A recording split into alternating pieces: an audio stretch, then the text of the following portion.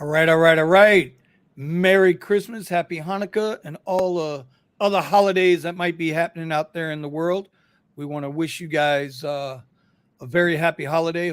Hopefully everybody's staying safe, and if you're driving, hopefully you're making money. Right now to start, Eddie, the caddy rookie newbie guy, he's having technical difficulties. I guess it's already snowing in Austin. I don't know. We got Brandon's out running around making that money. And we got Steven, who's got his mic muted out in LA. I guess him and I don't have to worry about bad weather for the holidays. You're muted, buddy. You're muted. I can't help you there if you're muted. Oh, you're telling me you don't want to talk. Sign language? Are we doing sign language tonight? Listen, if you were the sign language guy for Joe Biden, you would have no problems. You could do this all day, and it would both not make sense. I had to was in the middle of another call, but I'm here now. My apologies. Oh, look at Eddie. No, Eddie, you figured out how to. God damn it! You figured out how to turn on your computer. Yeah, dude, I never turned it off. Bro, that's probably the problem. You think? He's probably got so much, just a little bit stacked up in his history, stacked up on his in his RAM. The cache, and am I saying that right? It's cache or cash? Cash. That Eddie's like, fancy.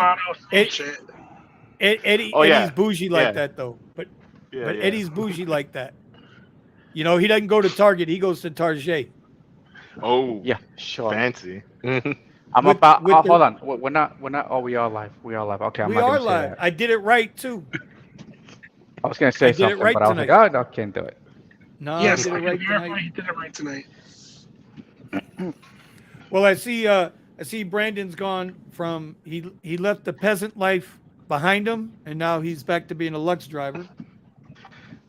I see Eddie. I did 5 black rides this morning, so it was pretty popping.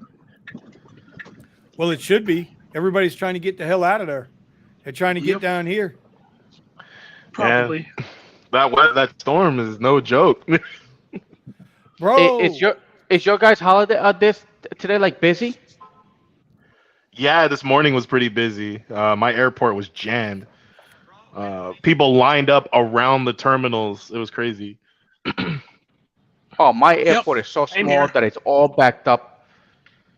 And that's only people arriving.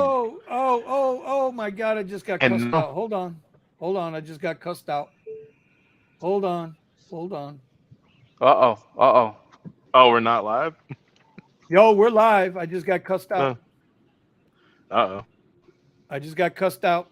So it's okay. What'd you do? The chat. Sergio, invite is sent. Okay. Bro, it's been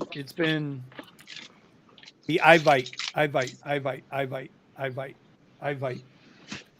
It's been a hell of a week. So if I'm a little scatterbrained tonight, you guys carry the show. Yeah, I kind of noticed that about you. That's why I was asking what's going on. Yeah, it's been a little crazy. Been a little crazy week. I see Kiara's in the chat. Hey Kiara, how you doing? Is your other fellow camper coming on tonight? I'm gonna need her email again because the text group went away and the email went with it. So I'm gonna need that invite again. Oh, you deleted it? Oh, but that air freshener, the whole text video went away. was awesome. What air freshener video? What are we talking about? The one Kiara put up. I didn't see it. Oh, you didn't see it? It's such a good idea. I'm gonna have to go back and look at it. I just gotta see because she says on that video, and that's the one that we're gonna have here on the show, right? Yeah. If I get it, me and Bree are headed to our camping spot. Oh, we gotta wait till 10. Okay, sounds good. See, and I put you on the top of the Christmas tree tonight on the thumbnail, and This is the thanks we get. This is the thanks we get.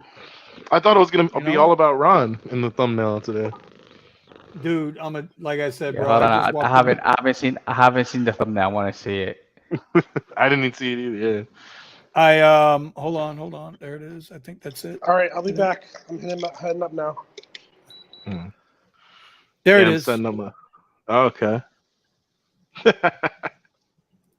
See, put the queen on top and all those little elves underneath. Because I think our thumbnail last week, I think that thumbnail was a little too much. People didn't see the RideShare Garage to catch on to it. So it happens, man. Listen, I got home so late, it wasn't even funny. Kiara, you're gonna have to send me her email again, because since the chat group went away, I don't have it, and I went to look for it, and I don't have it. So anyway, so what's going on, guys? Eddie, something I wanted to bring up to you, bro, and I mentioned it. What to you got? I think it was yesterday or this morning. I guess I was reading through the comments on your last video. Oh, and I don't think people understand what you're trying to do. Yeah, no, not at all. I think what it is everybody expects you to do what, or all of us with our channels, they want us to do what they want us to do. Yep. Right. Instead of understanding that we're not just here to provide information and try to help other drivers maybe make a few dollars more a week, maybe have a better strategy, but also we're here to try to inspire people to don't depend on this, because I mean, you guys know me, I'm usually a pretty positive person, but I'm doom and gloom right now with this stuff coming after the new year. And so let me ask you a question. Here's my question for you. Are you comfortable right now with the Cadillac, since you went to it, versus the Tesla, or are you not? And why? No. I like the Caddy. I really, really do like the Caddy. It's roomy. It's comfortable. Well, it's comfortable as hell, but it's big. Okay, but the Tesla, man, Steve even vouch for this. It is so minimalist. When you get older and you start doing the mechanics on the cars and doing the damn brakes and the oil changes yourself, for some of us, we kind of get sick and tired of it because we're so busy doing other things, doing mechanics on a car. It's just an inconvenience, and then you have to take off. And then if you're not working, you're not making any money. Okay, right. So with the Tesla, I took all those problems off my shoulders. I didn't have to worry about it no more. 30,000 miles came in and no oil change, 40,000, 50, 60, and I'm waiting for my check engine to go off on a car and nothing. The car requires no maintenance, and then there's no distractions. Your eyes are always on the road because there's no buttons. Everything is automatic. You just put it in drive and you just go. So okay. The idea was I wanted to make more money, or at least make the same amount of money but work less, because so I can dedicate myself into other time. So right now I take about a 5 hour. I take 5 hours off, but I fill in that time with work. I'm still not taking off. I'm still doing the same thing that I did with the Tesla. I worked 12 hours straight, and then I stayed up until 11 doing other work. Right. But with the Caddy, Caddy makes it a little bit easier because I could do luxury rides. I don't work that much because I'm sitting down in the truck a lot, and during that time, I'm editing my videos and I'm thinking of the next content that I want to write. So right. I'm not taking off. It's just I have more time. But I do like the Caddy. I really do like the Caddy. But the Tesla is just, there's no issues with it. So okay. I like the Tesla more. I like the Tesla more than the Caddy. It's just that I wish that the Tesla was an SUV, basically. And that's what I've been saying. I wish I had. That's why I wanted the Rivian to become like the 7-seater that would qualify for black and everything. And I'm still waiting for a vehicle that's going to do that and is out, not something that's announced, but is actually out. And all the hype is gone off of it so that it's not an arm and a leg to buy. Oh, You know? assuming the company doesn't go bankrupt. Mercedes EQS. But I would never own one of those. All right. And then, So before we get sidetracked, because I want to bring this back to Eddie for a minute. oh yeah. So so far you've had the Caddy what, a couple months now, month and a half? No, not even a month. I think you Yeah, had it has to be more a than that. little bit. No, a little bit over a month now. Okay. Yeah, a because little, a little bit So- over a month. God damn it, Ron. Well, if you showed up and got on the RideShare channel every now and then, maybe you could make the thumbnail. I'm just saying, Ron. And listen, and it's not like we even got to take a picture because we know when you come on, you're going to have one of these moments.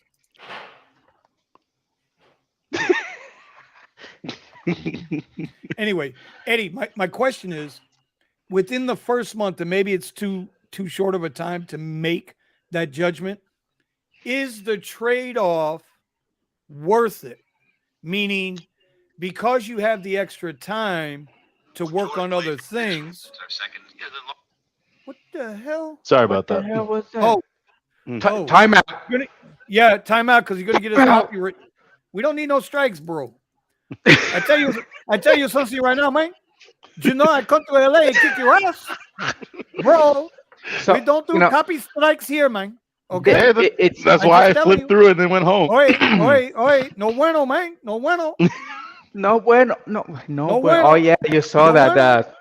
I was laughing at myself, laughing. Dude, I couldn't stop laughing when I did that. Uh-huh. That's why I kept it. Bueno. No bueno. Yeah, I was just trying to get the link to send it to my other brother, and Right. I guess I had the app still open in what is it, Shorts? Oh, gotcha. Yeah. So in the month, is the trade-off worth it for the extra time that you have to work and pursue other things? Or would you rather be doing those 12-hour-a-day days to try to get the same kind of money? You follow what I'm saying? Yeah. Yeah. Okay. Is the time for money trade-off, is it worth it to you right now? I'm okay. I'm going through withdrawal right now. Okay, because in the caddy, I happened to talk about Tesla. I was like, damn it, I gotta stop doing that with my clients. Because it always comes down, to the whole Twitter thing and Tesla. And I was like, hey, I'm a big fan of Tesla, and I own their stocks and stuff. And I talk about Tesla all the time. But man, it's I'm going through withdrawal. It's hard to let go. It's hard to let go. You know what it is to have a car, and you never have to do any mechanic to it. No, for like a long time. I've never been that guy. And then if I were like Steven, if I would have had the Cadillac, the Tesla SUV, I would definitely do X with it. Even if it was the X, the X, I would definitely do X. I would do all the platform, and I will still do deliveries with it because I know the wear and tear is it's a nothing to the car. With the Caddy, now I start getting a little nervous with the Caddy. The Caddy is like, okay, I'm nowhere. I can't do it. I can't lower myself down to comfort. Sometimes I try to, and I'll switch it. I was like, no, and I'll switch it back off. And I'll stick to the luxury. You're not using para. That's what I'm hearing. Well, before we get into all that, I wanted to get an idea because Brandon, you were in transition. You were in the elevator, obviously getting pizza, not asking if we were hungry or anything, but that's okay, buddy. I see where you're at. I understand. Okay. I get it. I'm sure the cat's going to get a freaking slice of pepperoni or something over there, but the rest of us, the humans, we can scratch anyway. What I'm trying to get at is I'm just curious if you're satisfied with the trade-off. Not yet. Okay. Well, that's fair because you know who I'm talking about in your comments. That's just like all over. Yeah. But they don't. It's like a broken record. It's like you they don't get it. You know, I was like, the idea, there's a goal. You know, the goal is not the Tesla. Okay, the Tesla was just Right. something that I started with, and it became like a big thing and all that stuff. And I was just taking advantage of it, you know. And I came up with my own strategies. I was making a lot of money with it. Okay, and I wanted to show other people that was like, yeah, dude, look, you can buy a luxury car and you can make a lot of money. All right. And then you can use that to move on to the next step, which that's what I'm doing. You know, Mhm. but again, the freaking Tesla is so addicting. You know, it's hard to let go. But I'm going through withdrawal. I'm still not satisfied. But it's my goal. You know, my goal is to Mhm. get up in income. You know, right now it's slow for us. Yes. It's Right. slow. So you're not making $2,000 a week. I was like, yeah, okay. So But you're uh, still averaging around 1700. yeah, correct. Well, I get cash tips, but I don't report the cash tips on my videos. So technically, yesterday was a 17 something, but I made about 19 something because I got about 100 and something dollars in tips. So, but since I can't prove it, I can show $100 bill, but then again, my critics are gonna be like, "Oh yeah, but you could have just picked out the $100 bill from anywhere." So I I don't hear you, count it. buddy. I hear you. I hear you. Yeah, I hear you. I hear you. Well, no, now, nothing's good enough. so I'm just curious to see as soon as Buy one. if I'm the telling you, if go the buy a idea is Tesla. to You're gonna try, see what I mean. yeah, but Make sure it's a 2021 because in 2022 you can't. It doesn't qualify for preferred. that's if your market Well, has preferred. don't don't don't listen to Brent. That- He don't know what he's talking about. All right, so Get Eddie, what about the Model Y? Does that qualify for Lux and what? Does No, that qualify the for Model Lux? Ys that they have So here are 5 seaters, so they only qualify For Lux? for no, I don't know what it qualifies on the Lyft because I never had it on the Lyft. Um, I can tell you. but on Uber in my market it only goes up to Premier, so Black. X Yeah. deliveries and Premier. It doesn't Even if Okay. go you up have to the Black 7-seater, because it won't qualify. Yeah, even if it even with the goes 7 seater, okay. 7-seater, it won't. Yeah, in even in my market, the 7-seater will not qualify for SUV. Yeah, the seats in the SUV back on the or 7 seater are wait. small. SUV or So it won't XL? qualify. It won't qualify for XL, and it won't qualify for black SUV. It'll qualify for Lyft, Lux Black, and Lux Black XL, but it won't qualify for Uber. It'll Okay, qualify so for Uber XL, 100%. Yeah, I checked It, this because of course, I was looking at getting this car. I wanted to see. That's why I wanted the QX80. And I get it, Brandon. Nobody likes the QX60 over there. I get it. so ugly. Sorry, did I say that out loud? I'm fine. It's just Oh, it because does. there's so many of Right. them. Well, that's In the my deal. market, is the funny thing that you say that, but my market, and I was driving all around in LAX and everything like that. We have very few QX60s actually. That's amazing because they got the best warranty in the business. Chicago Without streets are question. Right. full of nothing And but which is why I Lincoln wanted them. MKX and then We have a lot of QX80s. Lincolns. We All we right. have very few QXs, but yeah. I'm telling you, Jeff, Jeff, there was this Tesla that I've been looking at. It's a 2020 Model 3 Performance going for 43. model what? I think you can get It's a better deal. Yes, I know I can, but they brought the price Mhm. down from almost 50 Right. something, and they keep bringing it Yep. down, and they Yep. can't get rid of it. Cars are finally Yeah, I know what you mean. the retail market's Um, finally the retail market is finally experiencing some of these drops. It's insane. And wait until January when they need to bring in the new inventory. It's going to be crazy. well, it's People like already made it's their like I've orders in been their cars. listen. It's like I've been preaching since the pause started. Right. This is come February. Both apps, whatever they're, it's when they redo their list of vehicles and everything gets the premieres and Luxes get moved up a year and all the new models get added in. I'm sure they're going to have it done this year. I kept saying to people, don't pull the trigger yet. Everything's too expensive. Come March is going to be the It's going to be right crazy. time to make the move if you're going to make the move. I've been preaching this for 2.5 years. And you're right. The Teslas have come down in price. I'm going to switch yet again in March. Yeah. All right. So Lamont, he wants to know, does Uber Premier in some markets replace Uber Black? Yes. Uber Premier took away you either have our Premier. Uber. Right. You either They make it very clear. You either have Premier or you have Black. The difference between Premier and Black is that Black requires livery plates and a chauffeur's license. The Premier doesn't. Exactly. And that's how Uber got away with it. They killed two birds with one stone down here when they went from Uber Lux, Uber Black, whatever it was, or Uber Lux to Uber Premier. They got rid of the Lux name, and so that they could side skirt the state and the licensing, like you say, the chauffeur license and the permits. And they also introduced at that time the dynamic pricing for the rider. Franchise, I use both. I use my vehicle for everything. So I write off the mileage and everything for the business. And I'm probably going to do something similar to what Vinny does, where he has to write basically a record saying that he's leasing the vehicle to himself in order to, I'm sorry, Eddie. Yeah, that's my bad. Eddie. So copy Eddie, what he's doing. So he's leasing it to himself. Sir, Eddie, he writes off it is. Eddie has way more hair than I do. Eddie has way more hair than I do. He's got the Johnny Bravo hairstyle. Yeah. And the other thing too is he doesn't say no bueno correctly. He says no bueno like an American. Oh no, I'm still waiting to get criticized when I go. No bueno. I'm still waiting.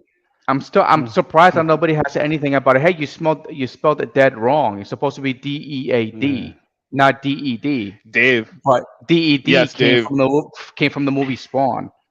You know, when the Violator is fighting Spawn, and he goes, "You are what's his name? The comedian. He plays the fat guy, the Violator." You know what? You're bringing up the comics, right? And you do the Batman thing with DC, and you do the now you're bringing up Spawn and no, I'm surprised that nobody said, "Hey, you misspelled dead." I was like, "Hey, it's supposed to be a joke." Okay, all right. It's DED. DED. So, Steven, I had a question for you, and now I can't remember what it was. Look at that. It was about the EV program, the Tesla. No, God dang it. No, y'all talk while I think and remember. Y'all take it away, fellas. Yeah. Take it away. So, the market keeps going down, and then a lot of people will be saying, "Hey, it's like, should I buy a Tesla?" And I was like, look, if I was you, yeah, I buy a Tesla like really quick. I just happen to go to the truck because I can make the same amount of money and I still can have time to work on everything else. But the market is getting. I'm looking at these cars, and they just keep going down. You know that Tesla performance that I keep my eye on. Man, it's been sitting on their lot for like so long. It's been sitting there for months, and I'm telling you, if I go to the dealer and just be like, "Hey, bring it down to like 38," and I'll take it right now. So performance. I would say this. I would say this though. Really consider. I mean, the performance is going to be more fun. But I regret getting a performance. Partially because I could have had the 7-seater on a standard, and then if I had the 7-seater, I could take advantage of the XL and I could take advantage of the Lux Black XL.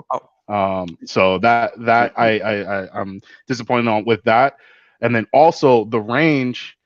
Honestly, I've been analyzing, and I was listening to Ronnie Spee and stuff like that about using Tesla and the mileage and everything like that. Yes, you could potentially spend less in fuel by having a Tesla, but when you're going long days of driving, it kind of becomes a wash, because then eventually per kilowatt hour, because your battery is 100 kilowatts, and when you're charging from 20 to 80%, what is that? You're charging probably about 80. Like 60 kilowatts. So in that, you're spending like 55 cents on peak hours when you're charging midday. So I need to really go and really map out the cost and see, because on especially days like this, now that I'm not working my 9 to 5 and I'm just driving, I'm spending way more on fuel. And so I really have to see if you're planning on doing this all day, is it worth the fuel cost? Now, maintenance and everything like you were talking about earlier, I completely agree. With my Tesla, I get to take advantage of lower fuel costs and stop start traffic. It's not wear and tear on my vehicle. The only thing I'm really worried about here is tires, right? But then later when it comes down to fuel costs, I'm not sure how exactly that's hitting me. But and especially since gas is coming down in price, I'm still waiting for it to jump back up. I thought it was going to jump back up almost immediately after, so after the midterms. Yeah. Okay. So I didn't want to know how far we were willing to say on that, but yeah. Listen. Yeah, exactly. So there's all the questions and the talk about finally getting legitimate records, drivers keeping records on their fixed costs, variable costs, maintenance, depreciation. Last night I caught Sergio, and for those watching, Sergio from the RideShare Garage, from the RideShare guys, will be here about 9:20, 9:30 tonight, and I'm going to see if we can't get a hold of what he was showing last night. I guess somebody he knows really created a solid spreadsheet for keeping track of your your time, your mileage, your maintenance, your depreciation. He came up with a really good formula. I'm hoping we can get that. And if we can get that, then we'll push it out to everybody if the guy doesn't mind. Because like Colleen asked, she says, are you keeping all the receipts and everything? Well, you should be. But understand your fuel and stuff comes out as part of your deduction, your mileage deduction for business. I don't know if people understand that. But a lot of times, 2 ways. Yeah, there's 2 ways you can deduct it. Either you can deduct what is it? All the expenses associated with the car and all the mileage. Right. So you can either itemize or take the standard when it comes to that. But that's on the personal. Right. Well, on the business is different. Right. But a lot of people they're not running with LLCs. Yeah. They're going in as and they're taking, when they do their taxes, they'll do a Schedule C on their taxes and claim it as a business. But they're not an LLC or an S Corp or anything, so they don't get to take full advantage of all the tax breaks that are possibly out there. So that's why I say when Sergio comes in tonight, if we can remember, I hope he will. Hope he can speak to that. Frazier Franchise, hey, welcome to the channel. Franchise, okay. Well, I don't. Yeah, hey, he's my little brother. Oh, this is your brother. Oh, so he's a plant. I have 2 brothers that are watching. That's my youngest brother. All right. So so what's his first name? Andrew. Fraser Franchise. Listen, Fraser's our last name. I'm not bullish yet on buying a vehicle. I would wait till March.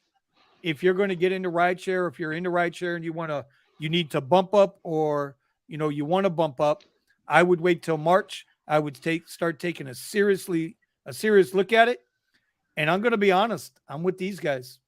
I'd buy a Tesla because number one reason, there's only one reason why I'm saying this. It's only one reason, because we don't know where they're going with the money. And you're going to need to make as much money as you can. Right. So, again, Lamont, how do you guys justify spending more money on an electric vehicle when gas has got down to $2.90 for regular in the market? There's no maintenance. Well, and that's what I was just mentioning. Gas is going down, so it's hard. But I still expect fuel costs to become more expensive over time. I expected it to jump up, and instead it's been coming down more than it started going up. But I do expect into this next year, we're going to see more layoffs. We're going to see a spike in all resources. All resources are going to become more expensive, especially here in the United States. So it really comes down to how you do the math. Like I said, in my experience so far, I think I'm getting similar fuel costs. However, we still have to look at the rest of the maintenance costs and everything else that's associated with this whole rideshare game. And I still think my vehicle is a great choice for this market. So and especially if you happen to have a charging station at home rather than having to go, and you have a high speed one rather than having to go out and charge somewhere else. If you, for example, Brandon here, he has free charging, at his where he lives. Now, Yep, whatever. charging He right has now. 2. so anyway, so if you have your own charger, if you have your own location, it's even better for you. I believe my brother said it was like 7 cents a kilowatt hour at his place, because he has a Tesla. I borrowed his Tesla. So I mean, if you're charging at home, it could be way less expensive. So. Well, the other part I want to bring up too about that. Drum roll. Somebody give me a drum roll. Eddie, give me some bongos, bro. Give me some bongos. And there he is. The man is with us. What's up, guys? Mr. Sergio. Mr. Sergio. Lamont, one other thing I want you to keep in mind. We haven't felt the full effects of winter yet. It's only the end of December. Remember, winter up north kicks in January, February. And look out now, Buffalo, but y'all about to catch a cyclone bomb here. Called dry January, dry February. No one goes out to the bars and clubs and drinks. My temperature's gonna drop into the 30s. We're gonna have to. Yeah. We're getting into the mid 40s Friday night. It's no longer going to be when you guys look at the map and you see the whole country's in an igloo, and then you get that little line going right across Orlando, and we're still in sunshine. Sergio, I'm gonna have to wear pants on Friday, brother. Okay, buddy. I can't wear shorts, bro. Can't wear shorts. Sergio, hey, man. I caught the replay of your podcast this morning. I said last night, but I caught it this morning. Yeah. The guy, I think his name was Levi. Yeah. Created that spreadsheet. Well, no, he didn't do a spreadsheet. It was he took those numbers off of his spreadsheet.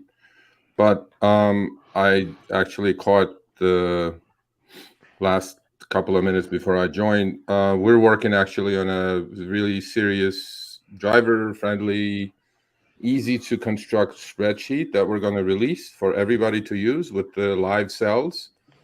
All they have to do is basically just, plug in their numbers, and they're going to figure out their true costs, because that's what we started doing yesterday. We called it the educational series, and we're going to keep talking about all these things, from deductions to if you have a rental, what you should be looking for, if you own your car, what the expenses are, because without knowing expenses, what you guys read on top of my head here. Go ahead. You can put it out there. You can, decline, decline garbage. Decline garbage. Hashtag know your worth. And for you guys who don't know, Sergio is one of the great contributors to the RideShare Guy, Harry Campbell's channel. You guys go check him out. Every Tuesday night, they do a show called Show Me the Money. And the more I watch them, the more I get to know Serge and watch Chris. Even though, listen, your boy Chris, he knows he got lucky Sunday or Saturday night with Buffalo, Miami. He got lucky. He got lucky. The snow came at the right time. Without insulting any of you guys, I don't really pay too much attention to the egg ball until the Super Bowl. I just pay attention to the real football. So I'm like, hey, man, it's all good. Whatever. So I had my fix on Sunday, bro. Let me tell you something. I actually thought I wasn't going to be able to do it yesterday because I was hoarse for a day and a half. I couldn't speak. I screamed so much to that goddamn TV during that match that I was like, soccer, the World Cup. Yeah, bro, World Cup final, bro. I was like,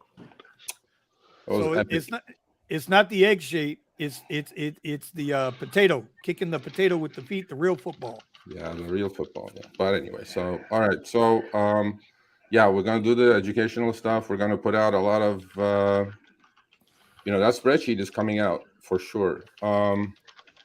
Deductions are important, obviously, for taxes, but more importantly, because we're all out there accepting trips. Like, we're getting pinged right and left. In your guys' cases, maybe a little less because you guys do upper platforms. Right. But if you're driving X, I do both. Yeah, no, I know, because you may drop down because sometimes. I have a very good friend of mine. He's on the channel. We Zoom, right? You know him, Vinny, right? Yeah, we Zoom, Kyle. Yeah. He drives the exact same car as you do, Steven, and he's been doing Lyft Lux pretty much only, but then he does drop down. He does drop down, pick up a sticky, and then do whatever he needs to do. He's doing really well. I mean, he adjusted it, obviously. Initially, he was just doing UberX. Now he's doing only Lyft Lux. And also, you guys talked about this before. I mean, Lyft standard rates are so high now. They're trying to, there's just some of these people are just going to lots because they're so cheap. And Brandon is the proof of that with his Para app. Yeah, I'll get like a $43 UberX ping going 4 miles north, and like for 12 minutes, and that same ride on Lyft Lux is like $15. Yeah. So you gotta catch those mini unicorns here and there to make your day. I mean, those are good trips to do. I just can't seem to get the Para app correct. The settings you know on what? it. The Para app, it works reasonably well on. We had the CEO on. He works reasonably well on iOS. It's got some issues on Android for some people. Not for me. I don't use it honestly. Just for the, I'm just being transparent here. I don't use it because I think Para is in my head anyway. So I'm just kind of going like, okay, this is a good trip. This is a bad trip. But as a filtering tool, it's a good trip. The one thing that Para is working on that I think you guys will love, especially Brandon, that he's using it so much, is that now they're going, on the Lyft platform, they have something called area filter, right? You can just basically put in like a radius of where you want to be, where you want to stay. And that's what they're working on now, which will be amazing if they did that, right? So to me, I mean, look, man, these companies, they pull their bullshit on the drivers. And the drivers need to fight back. And then if you have the tools to fight back, why not? That's it. Oh, 100% agreed. 100% agreed. And I've been declining a lot with the Lux. Really? I was like, no, I'm not cheap. Nah. Yeah, like some of my Luxes have been bad. I'll get some Lux rides paying like 50 cents a minute, and I'm like, what the hell is this crap? By the way, what is Sergio, this? there was this lady that I took to the airport, and they charged her $100 and something to take her to the airport. And I only got like $30 out of it. Yeah. Well, this is what's happening, by the way. So the quarter is coming up for both companies. We also talked about if Lyft going bankrupt, Vinny, yesterday. I don't know if you caught that or not. I like I said, I caught it this morning, but go ahead. We can talk about that. So what's happening is that all the channel checks are showing that the demand actually for RideShare and UberEats and all the delivery companies is going down. Actually, frequency of ordering is going down. Average order value is going down. So what they have to do is they're really, really ripping into the passengers now, or the food delivery customers, to keep the revenue estimates together. Otherwise, they're going to have a shortfall and they're both going to eat the shit. So that's what's happening. That's the game they're playing. They're charging extreme amounts on the customer side to make their revenue numbers come My out. customer took a picture of theirs and took a picture of mine. No, I believe you. She was like, oh my gosh, like they're charging me this much and you get that little. I was like, yeah, it's supposed to be the opposite. Yeah. So it's crazy because what I'm seeing out there is like we talked about on the show last week, and you just mentioned it, Sergio. There's not enough Lyft basic drivers or Uber basic drivers. Either that or they're turning down the really crappy rides. That's right. It's funny because a few days ago, I got nothing but Lyft upgrades. Like I was on black only, and I got a ride from guy said, oh yeah, I only ordered Lyft Wait and Save. Yeah. Yeah. No, but here's the thing. Honestly, Vinny, I don't think there's a shortage. I think this is the most oversaturated I've seen the market. Okay. What is happening is that everybody's acceptance rate since UFD, we call it UFD here, but upfront fares and destination is collapsing. The acceptance rates are absolutely collapsing in the country. I mean, without a question, they are. So what's happened is that a lot of the people who would take the rides without knowing the destination, now they're seeing the destination, they're just going like, screw this, I'm not doing this, I'm not doing that, right? And that's when the shortage is coming in. In actuality, there's no shortage. There's 6-8 drivers at every corner of LA, honestly. Yep. And to me, it's like that's the drivers are becoming a little smarter. They're becoming a little picky, and they're declining garbage. And so, and that's why the upper platforms are benefiting from the X drivers and standard Lyft drivers declining trips. Yeah, 2 or 3 weeks ago, I went out. Well, this is why I say I'm not going to disagree with you in saying that the market could be oversaturated. I can only talk about what I see from my end, right? Yeah. So I'm getting a lot of the 2 mile $8, 2.5 mile $10 rides, and I went out one day out to the beach, Fort Lauderdale Beach on the north end, and my brother, when I tell you, I did 18 or 19 rides in like a 5-hour period. Yep. I was like, Jesus Christ, this is like, it's like I'm an X driver or a Lyft basic driver, but I'm getting paid more. Absolutely. You know what I mean?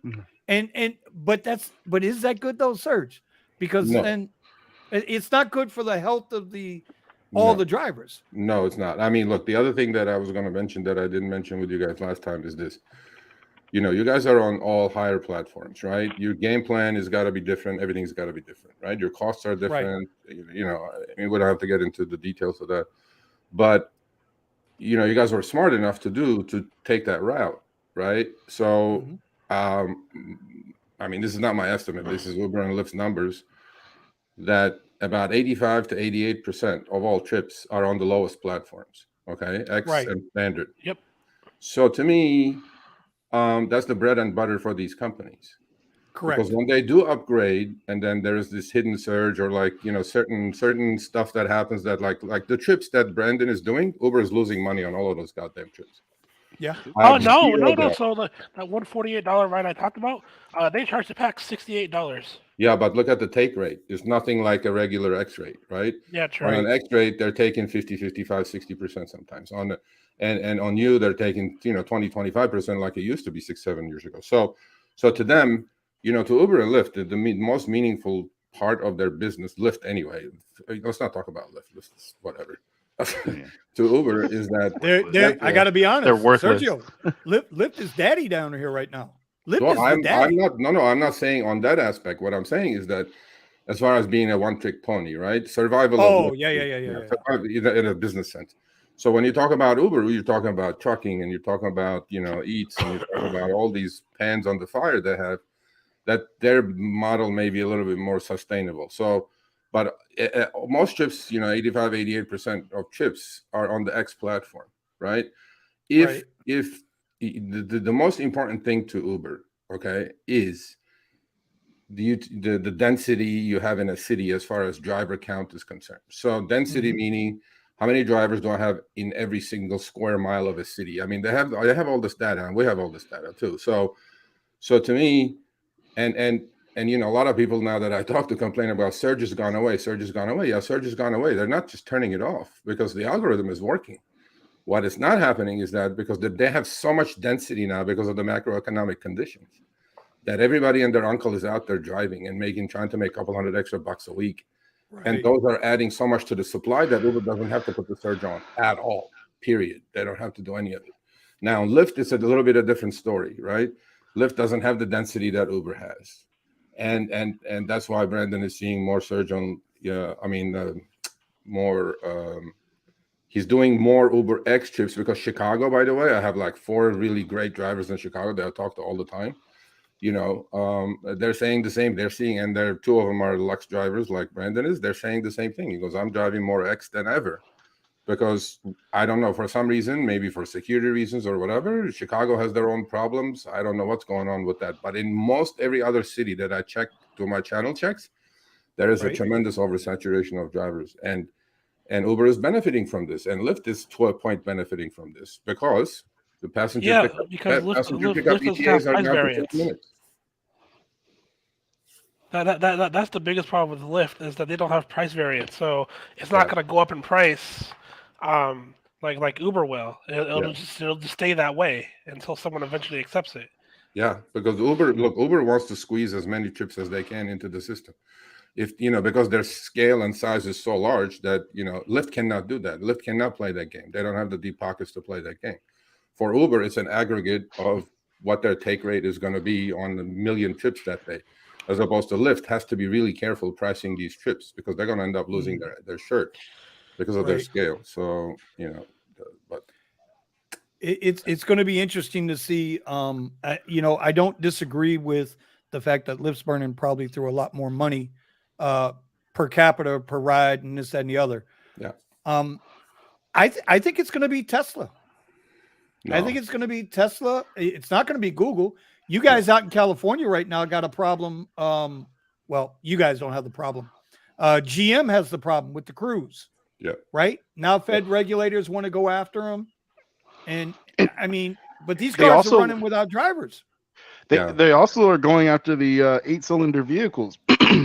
Yeah. Well, going after by the way, what do you mean? Steven, what part of the valley are you in, Steven? I'm in the San Fernando Valley. Well, what part, bro? I'm in Granada Hills. In Van Nuys area. Oh, okay. Yeah. Yeah, but I usually drive down Santa Monica. I hit that center area before you drop down into Beverly Hills and all that. Yeah. You're literally my neighbor, so there you go. Oh, okay. And I would be remiss. We have Bria.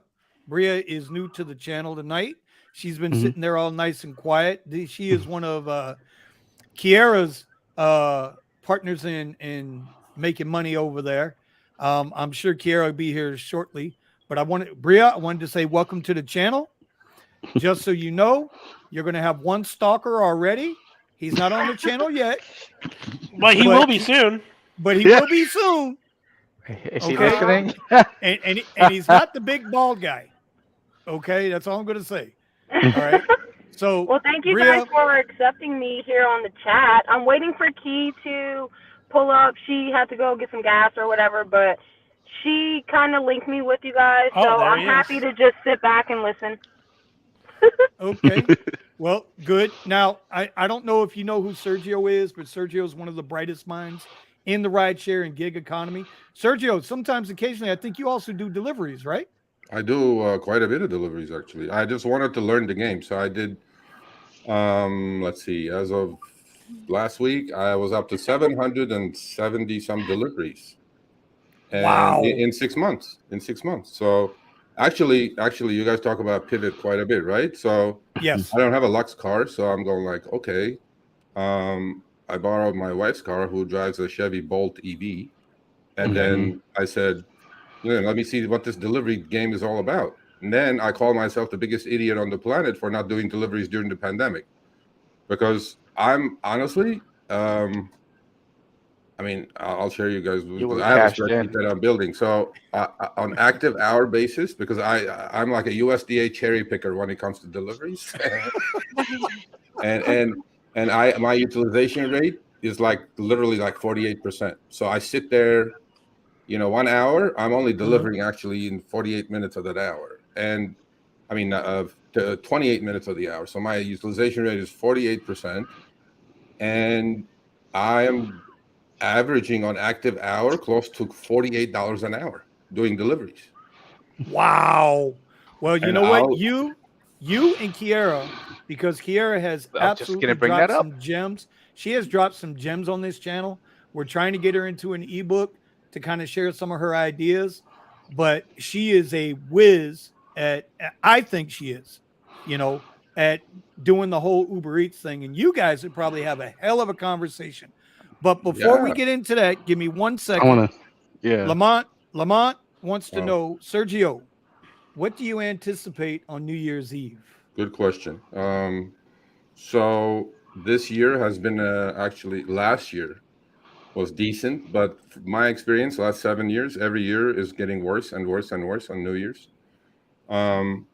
Now this year, Halloween was a dud for sure for LA anyway. I don't know the rest of you guys. No, for me too. Yeah, it was bad. Halloween. Last year in Halloween, I drove for 20 hours. I grossed $63 online per hour on UberX. Okay, wow. I have an article on the blog actually. All my numbers are there. All my screenshots are there, because then they were offering CRBs, consecutive ride bonuses, and which Uber lost their asses on. And I was doing my usual DF glitch trick, and then everybody knows what it is because they shut it down now anyway.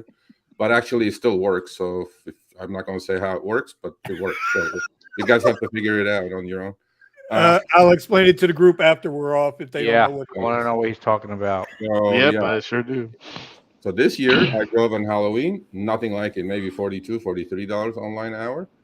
So if I'm looking at the trend, look, man, the trend is not going to be the driver's friend until this economic conditions get better. Okay, that's it. You know, 100%. one New Year's Eve is not going to make or break you. I mean, you're going to make more than average, obviously. Okay, but you know, looking at the trend of each new year going back 7 years, trend is not your friend. It's, numbers are lower and lower and lower, although better than your normal average, probably. So to me, I don't anticipate much of a craziness going on. I mean, I talked to a ton of LA drivers and because we would show me the money now, I'm talking to every major city, hundreds of drivers every week. And they're all saying the same thing. It's not there. The demand is not there. Well, I'm just trying to figure out, is it the consumer that's weakening? Demand is not there? Or is such oversaturation? Well, we know that's weakening. There's so many drivers out there that's why they feel like their demand is not there because they're not getting enough pings. So we'll see. I mean, I think it's a combination. It's a combination because I'm seeing so many more cars at LAX. It's insane. Like they are, it's packed, and then on the streets, I'm seeing car after car with the stickers. Yep. So it's definitely more drivers because I believe a lot of people have been laid off, whatever their situation may be. We got a lot more people in the game, and then I also think it's the same thing on the other side. There's just less demand. Yeah, there's definitely less demand on the Eats side, right? I mean, I know Kiera is the professor of Eats, but from what I'm seeing, I definitely am seeing order frequency going down and order average values are going down. So consequently, tips are going down because if somebody's not ordering $150 worth of sushi, only ordering $60 worth of sushi, and even if they tip well, they're going to tip $10 as opposed to 25. So to me, like those are not good trends. Look, I think it's going to be a tough year for the drivers, for the companies too, because I don't think they're going to reach that profitability stuff that they're talking about. So even screwing both sides royally, it's not. I don't think it's going to work. I think, but the drivers buckle up. I don't want to be the Grinch at Christmas, bro, but I'm telling you, it's going to be a rough year for drivers. Kiera. Also, I want to, before we move forward, I do want to say verbally, thank you very much for that $20, Frazier. Yes, Frazier franchise. We appreciate it. I gave you a shout out in the comments, but Sergio was dropping gems over there, so I didn't want to interrupt him. Right. Yeah. Thank you, sir. The channel appreciates it. Kiera. So going. Hey, sweetheart, how you doing? How's everything today? I'm good. How are you guys? All right. I brought a friend. I see that. You got your partner in crime over here. Yeah. Partner making money, not in crime and making money. We don't do crime on this channel. Hey, if you know, you know. We don't do crime on this channel. Anyway. Going back to what Sergio was just talking about. Are you seeing that as well, working your strategies for the food delivery? Do you see it downtrending? Or is your strategy keeping you even keel or a little higher? So far the strategy I'm using has been keeping me pretty good. I could imagine though, if I was trying to do this in the city, it would probably be a little bit more difficult. I feel like when you first start Uber Eats, you think, oh, there's more people in the city, so I'm going to head there and do deliveries there. So I know those drivers in Atlanta are probably feeling it, but I've kind of bypassed that and I've gone to where people kind of have more money to throw around. So I haven't really seen such a dip in the little area that I'm doing it in. And I also haven't seen like a ton of new drivers or anything like that. I have seen orders decrease. Like I'm getting, and you know how you said in the first hour, you get a lot of orders that are, just the ones that have been sitting around. That has been going longer than it usually has. Usually it's like 2 or 3 orders and then I get a good one. Now it's more like 5 or 6 bad orders that have been sitting and then I get a good order. So there are worse orders coming out now, like $3, $4, and they added trip radar down here. So I'm thinking that probably has something to do with there just not being a lot of good orders out there, nothing over $10, because Trip Radar has been going off for the last week and a half. So let me guess. Your strategy is upper middle class, white neighborhoods who actually tip really well. Yeah, that's my strategy, is to stay far away from the city, stay where the people have money and are doing, Well, I mean, are you know doing what? well for themselves. I think you're doing it perfectly well, because that's where I live. Is I stay within 10 miles of my house when I'm doing deliveries, and that's what the area is. And and then every time there's a big college in town, obviously, every time I get near there comes the $3 door trash orders, and there comes the $3 Uber Eats garbage. Like divine garbage right there. It's like, Yep. So to me, it's like, it's garbage, right? So to me, you're doing the right thing, and you got to keep doing it. You got to milk that until it doesn't work. But what's happening, Vinny, is look, at some point, all this economic stuff is going to trickle down or trickle up to the rich folks, okay? Because I have a saying that I used to use quite a bit, is you don't spend money on how much money you actually have in the bank. You spend money on how rich you feel, actually. It's a feelings issue. It's not about having cash in the bank.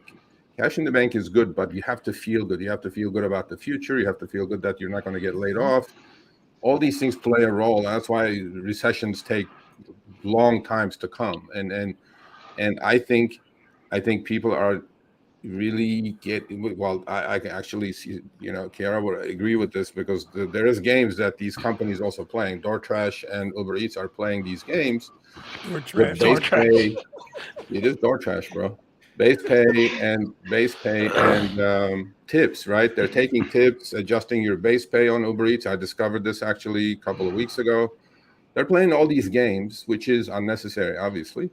But they have to do it. They have to do it because in California we have something called Prop 22 as well.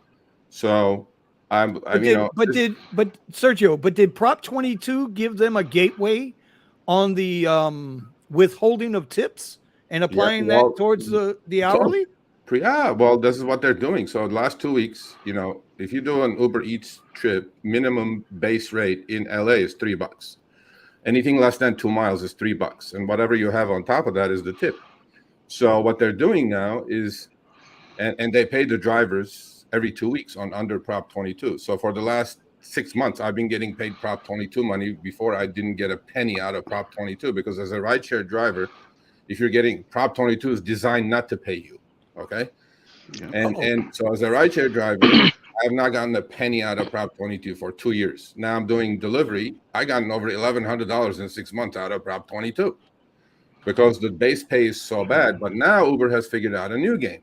So let's say a customer orders a burrito, and the service charge and delivery fees, all those, put those aside. The ping comes to me as $10 for 2 miles. All right.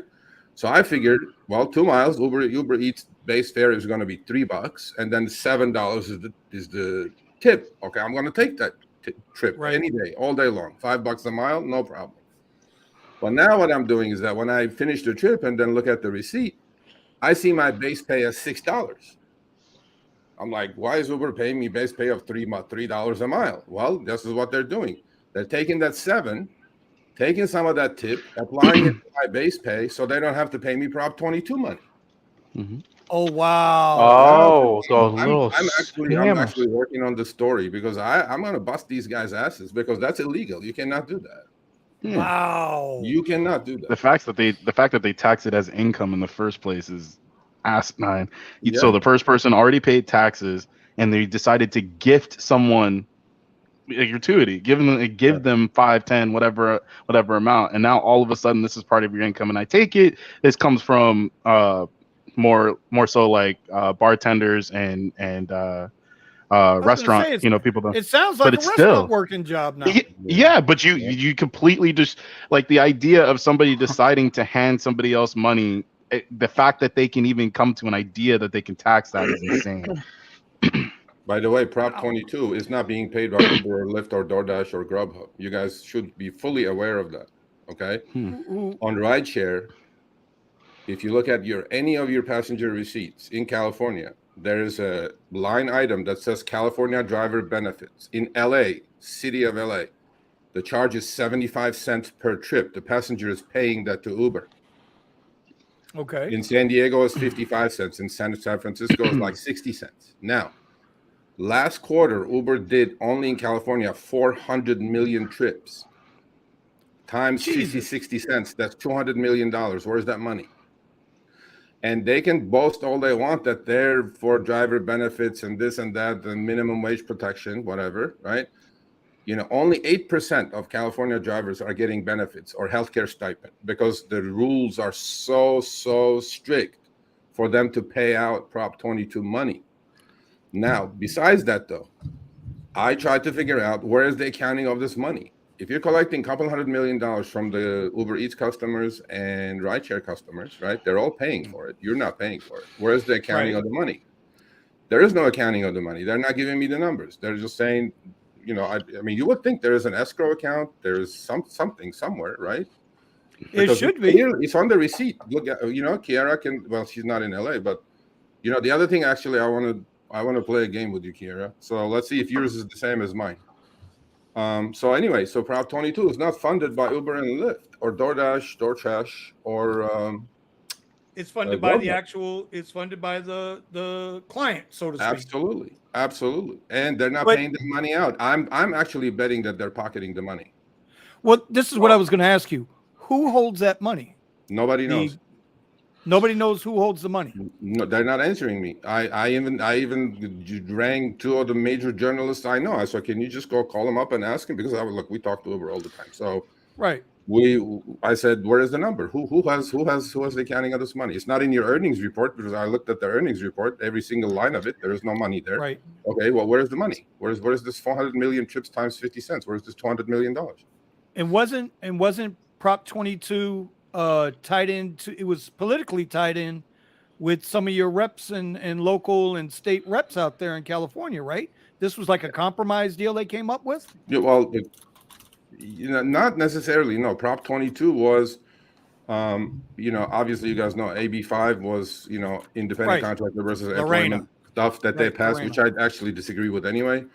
And then Uber and Lyft and DoorDash and Grubhub spent a couple $100 million and then passed Prop 22 with the backing was to nullify the effect of AB5 because AB5 literally made everybody employees overnight.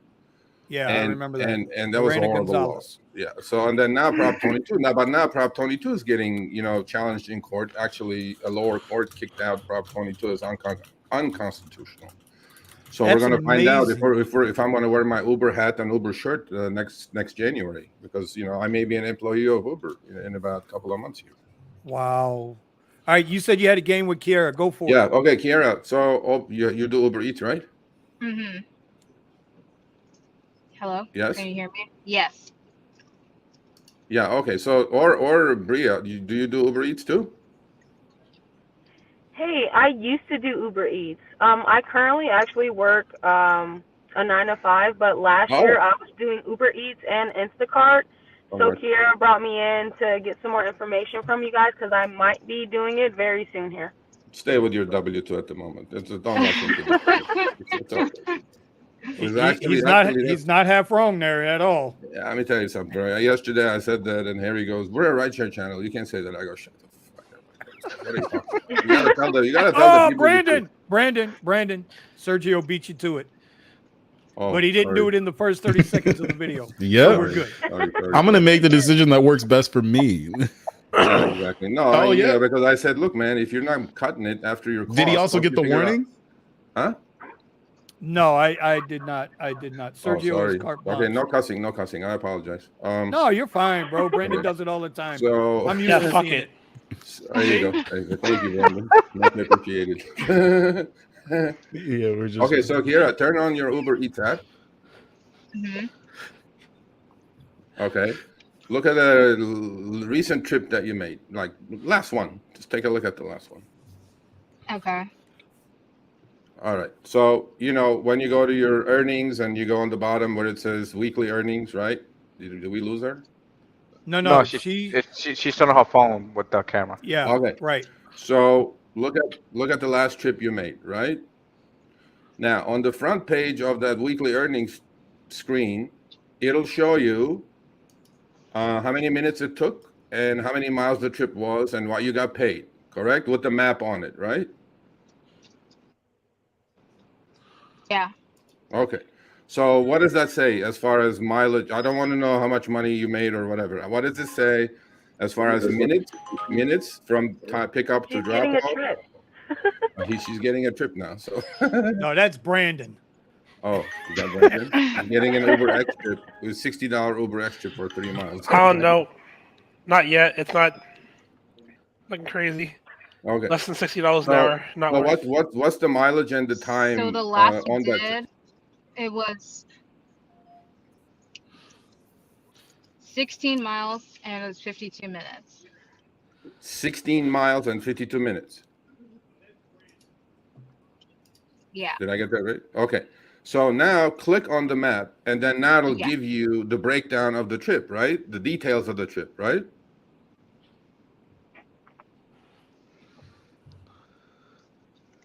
So what does the mileage and the time show on that part? Time will be the same, but what does the mileage show?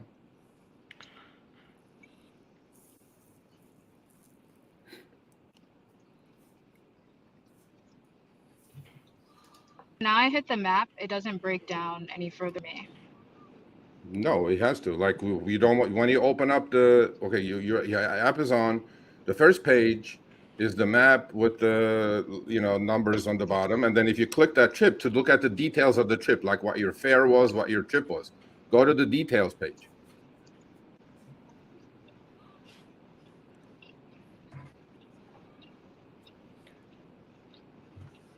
Happy holidays, Diamond.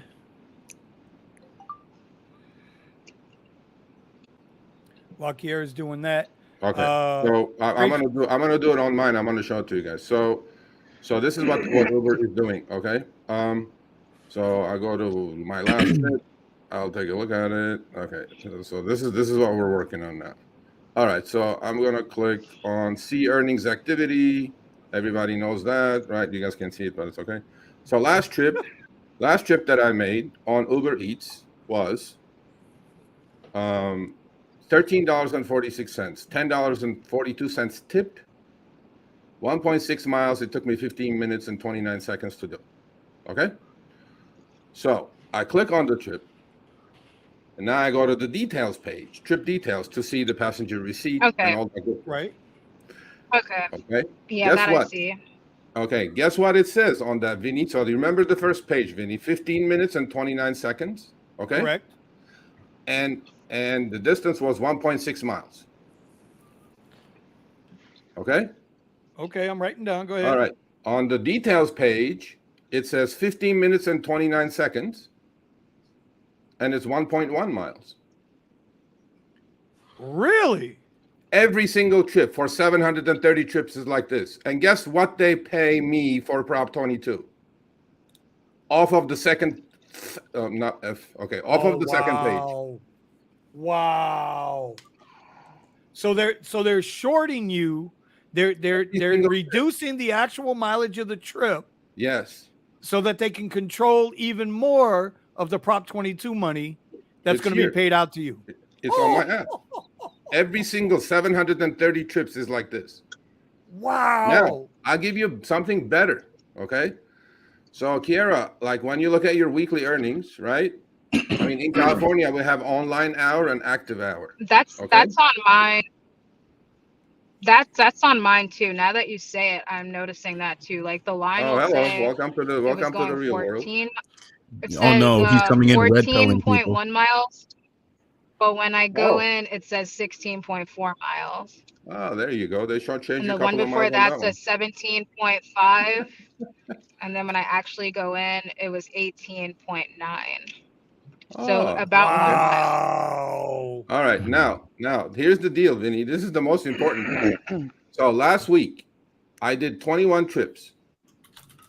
Here's the numbers. I was online for 12 hours and 23 minutes. Okay? My active hours was 6 hours and 39 minutes. Meaning I was averaging 50% utilization. Okay? Right. And I grossed $338.81. Okay. This is Uber Eats only. So if you look at active hours, it's over $50 an hour, right? But if you look at online hour, it's maybe like $30 an hour, which is great for Uber Eats, right? And I drove literally maybe 70 miles for this $338. That's damn good money. So here we go. Now, In California, they break it down. In most of the country, they don't. It'll just say online hours. They will not break down online versus active. We don't get active here. Right. No. Steven knows in California they do because of Prop 22, right? So my active hours here, it says 6 hours and 39 minutes. It's on the app, right? Yeah. Right. Okay. So now I go in all those 21 trips. I run a spreadsheet. Okay. This is what they're paying me the time part of Prop 22. It's active hours because it's Prop 22 is on active hours, 6 hours and 39 minutes. So I go back in and each single trip, I put it on a spreadsheet and run a total on it. Guess how much my active hours was off of each single trip on their app?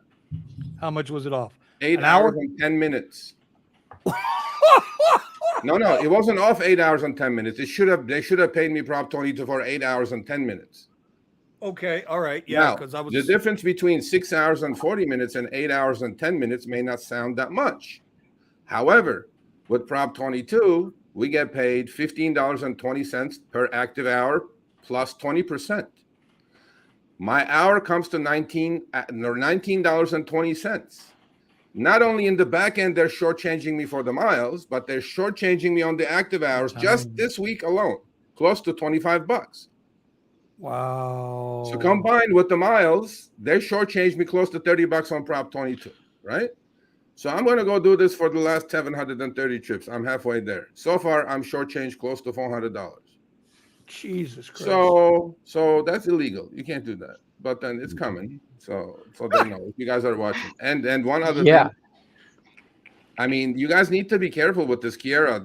Don't get shortchanged. Call support. Say, hey, man, first of all, why is the first page, the same trip, is not the same on both pages, the detail page and the regular page?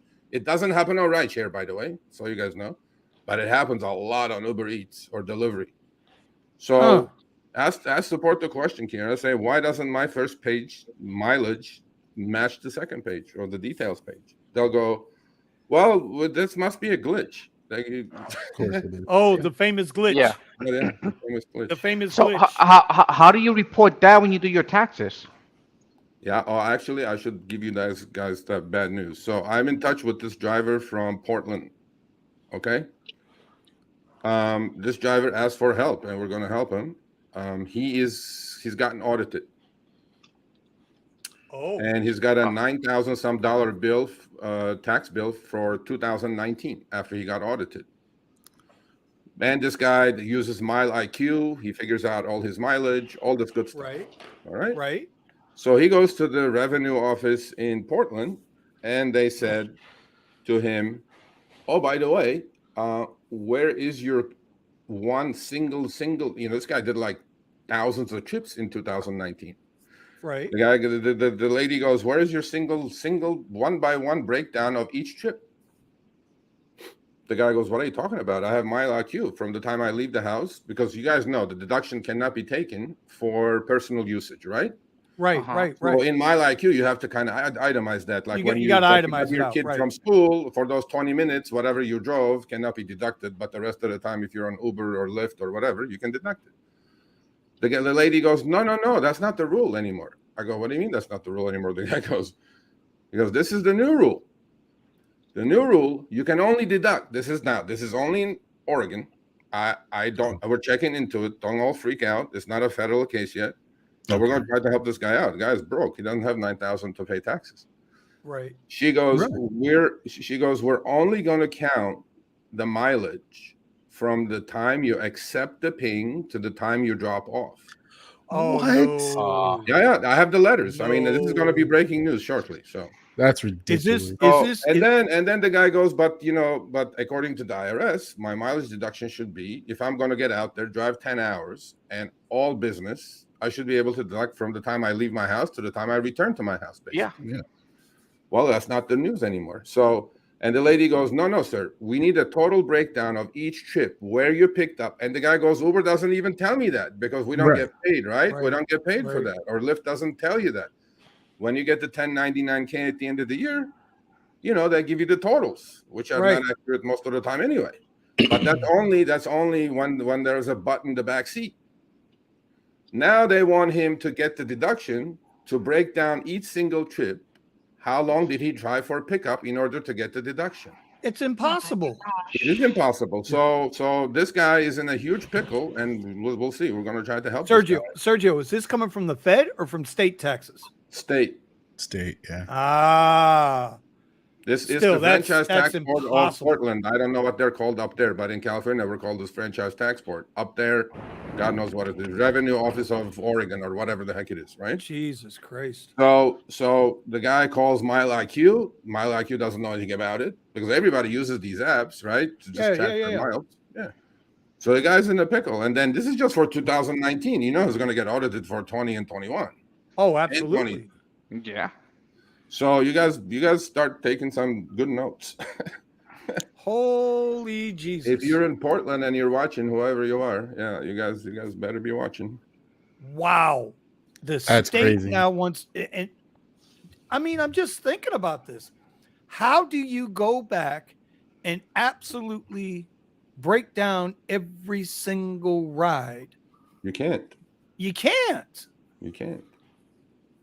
Because you're not going to remember the pickup distance and you know how you. Of course not.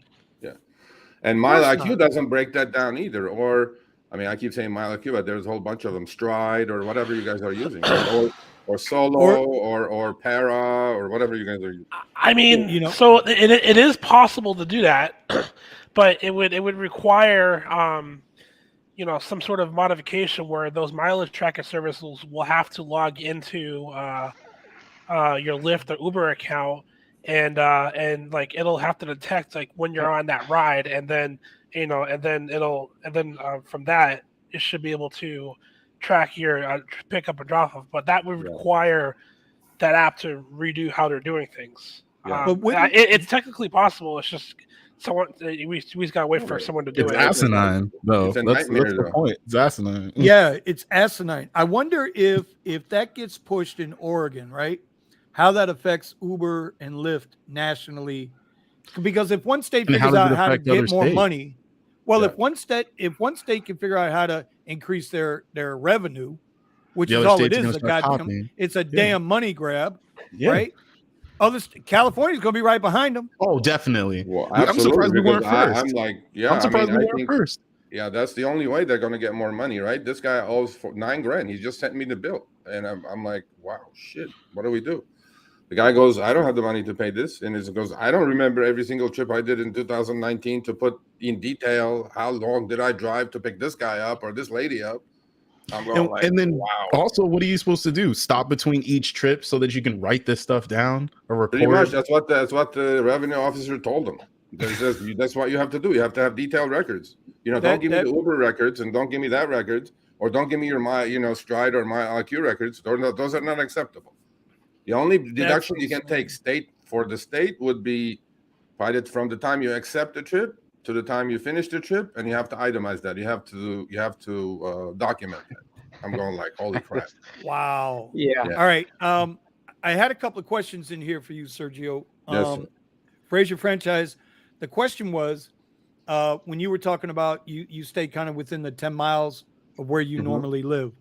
Is that for gas or overhead reasons? Like, why do you stay only within a 10-mile radius? When I do Uber Eats, I'd like to stay near my house because my numbers each week after week have improved because I learned how to play the game like Kiera does, right? So I found me a good neighborhood. Then I found me 3 or 4 power strips. Power strip meaning there are a whole bunch of high-end restaurants.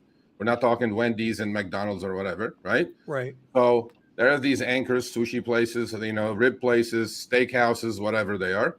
So I found 3-4 of these, and that's about a 10 square mile area.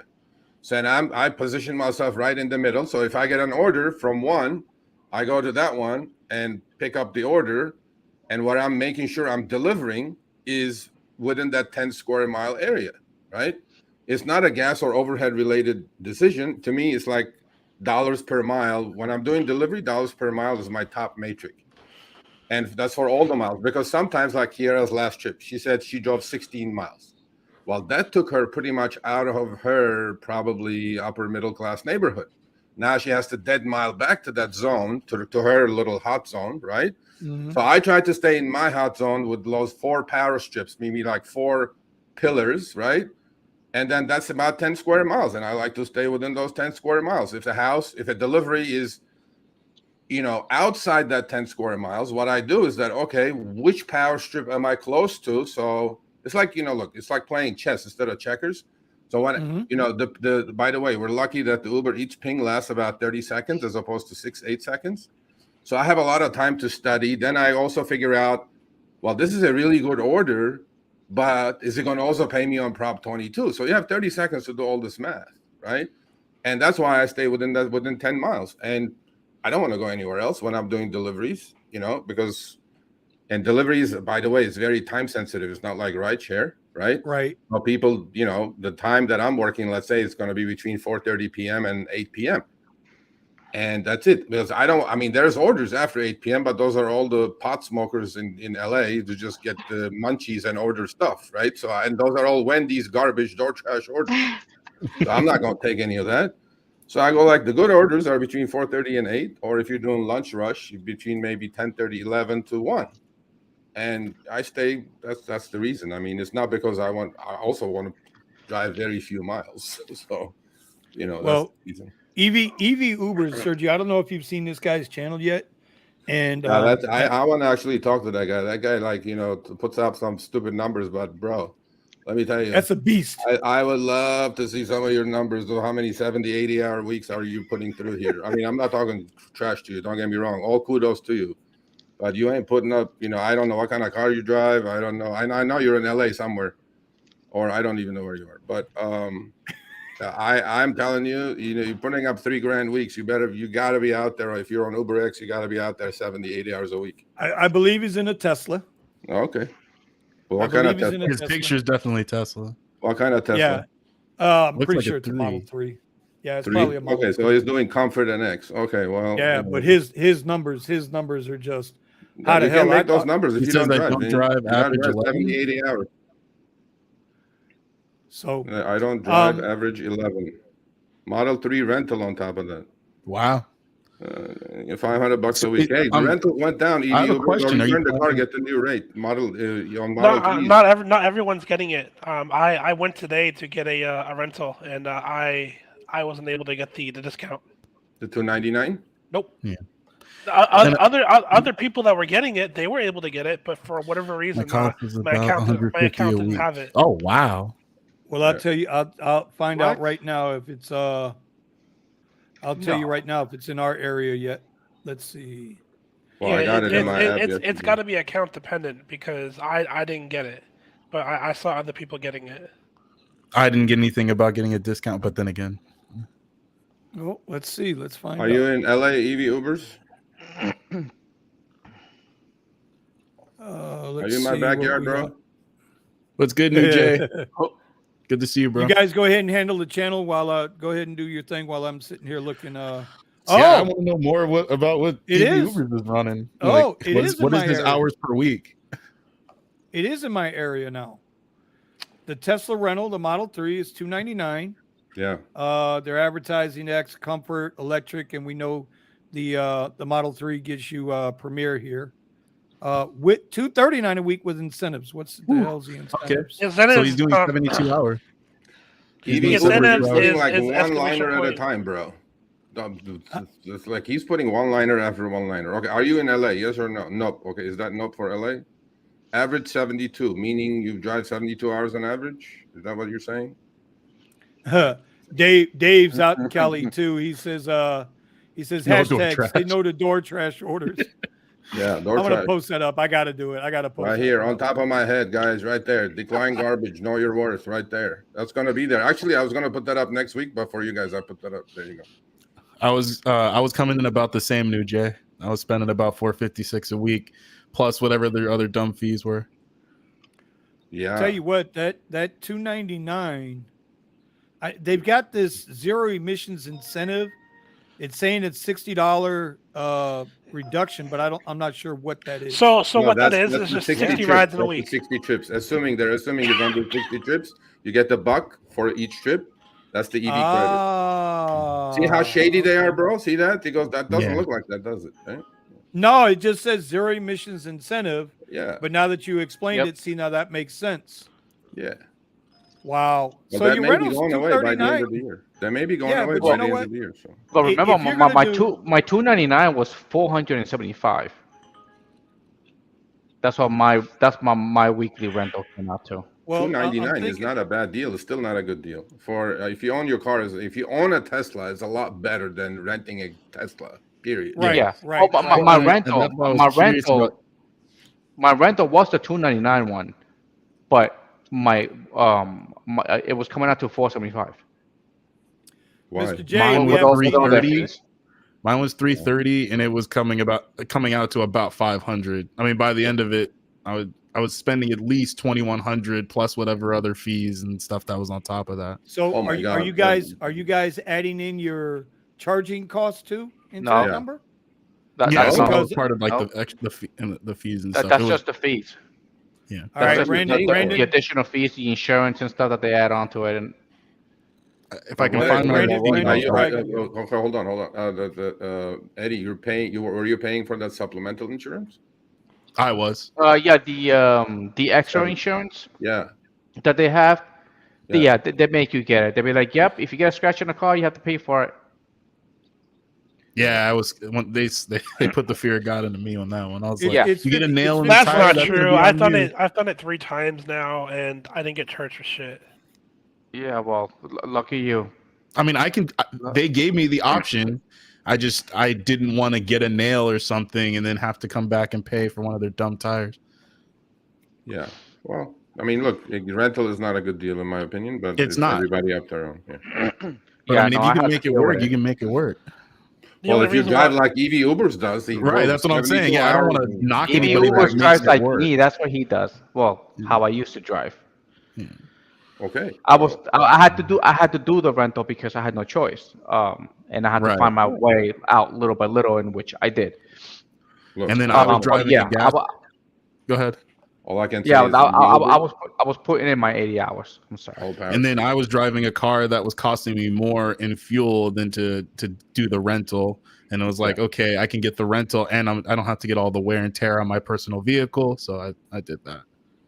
But if this guy's driving 72 hours a week or 75 hours a week, which he is, he's probably pumping close to 160, 80 trips a week. Okay.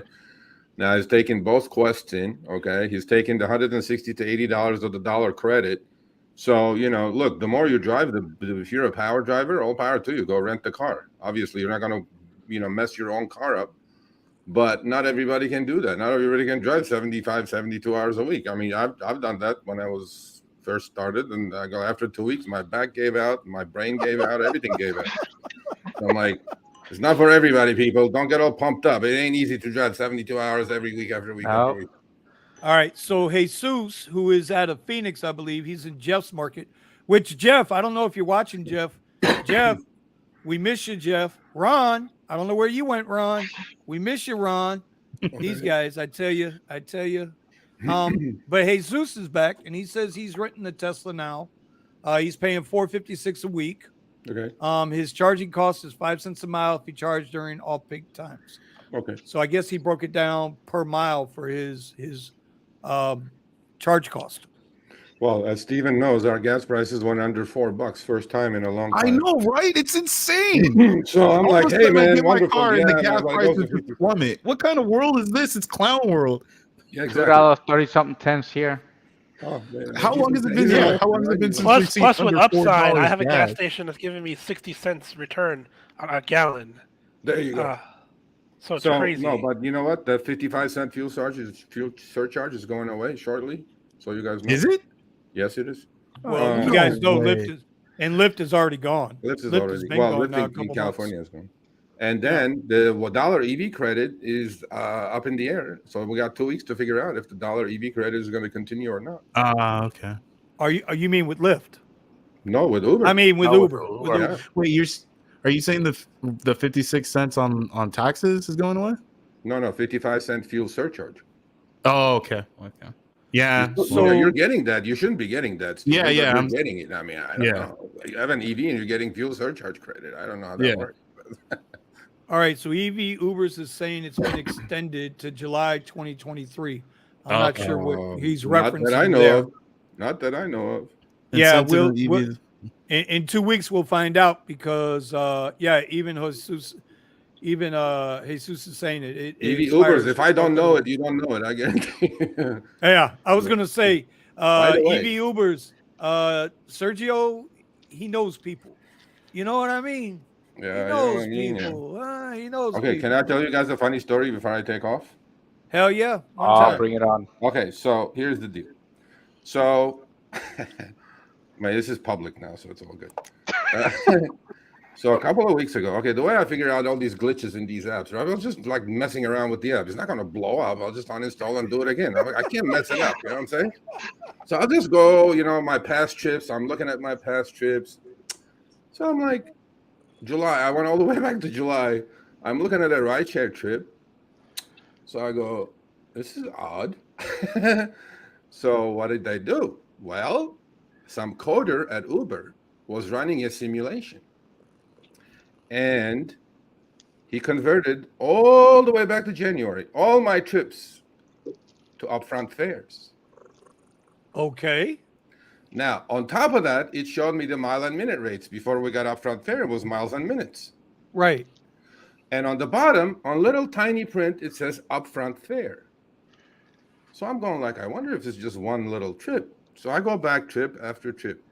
560 trips, and 7 hours later, it's all downloaded in my Google Docs.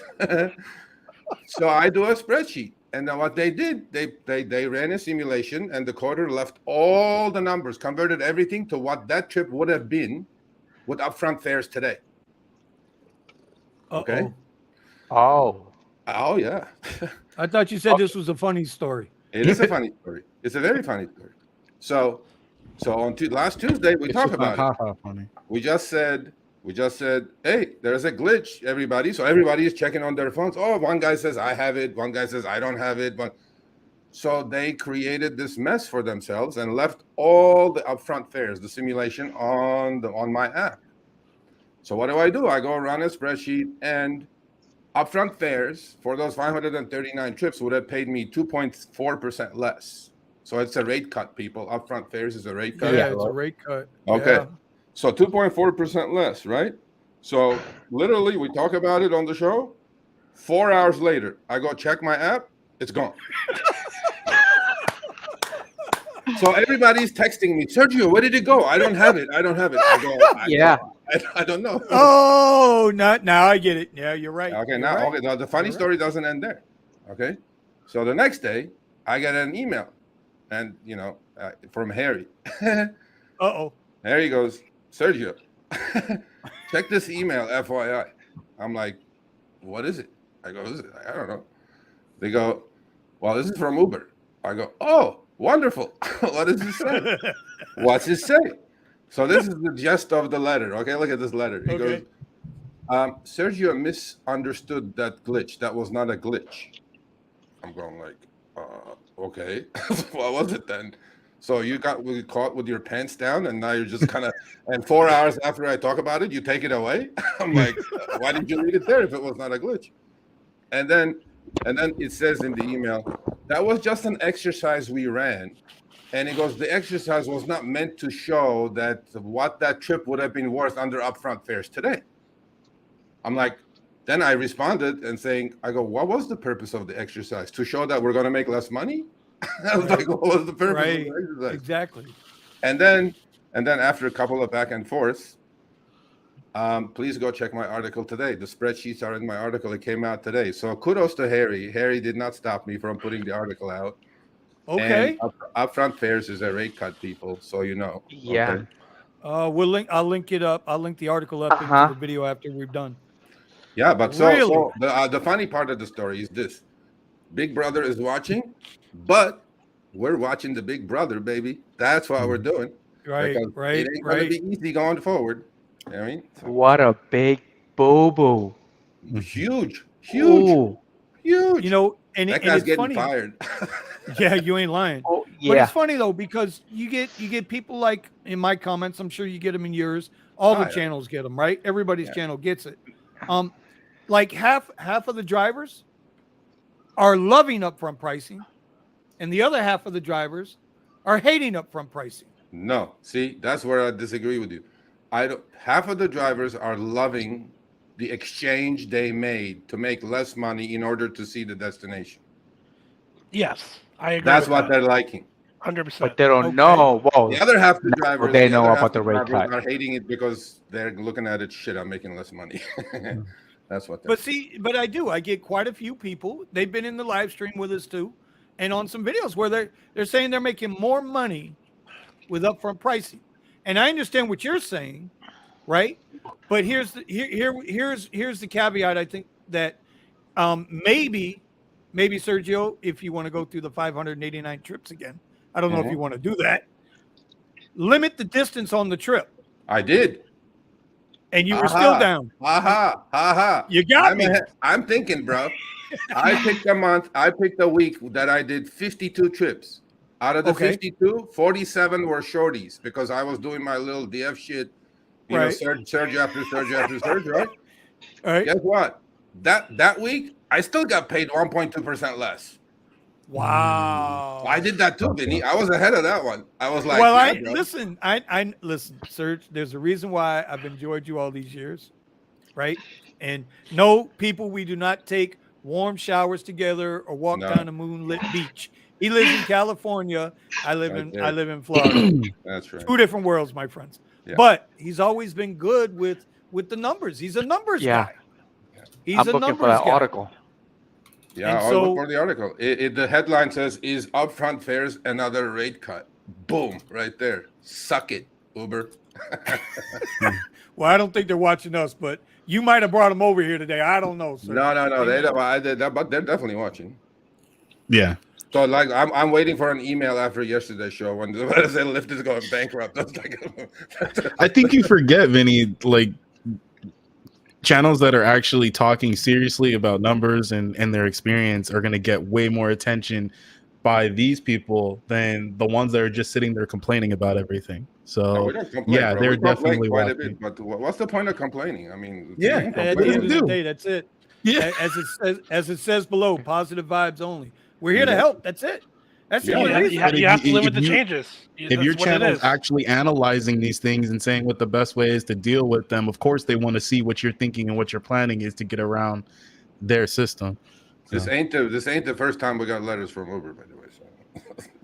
Well, I'm sure you got. I'm sure it's a very good working relationship. Let's put it that way. Pretty soon it may not be, but this is because this Prop 22 thing, bro, I'm working on. I'm telling you. I mean, hey man, if you guys are watching, you better change this stuff like you did the last one on my app. I have them downloaded anyway, but you better do it because it ain't gonna be that easy now.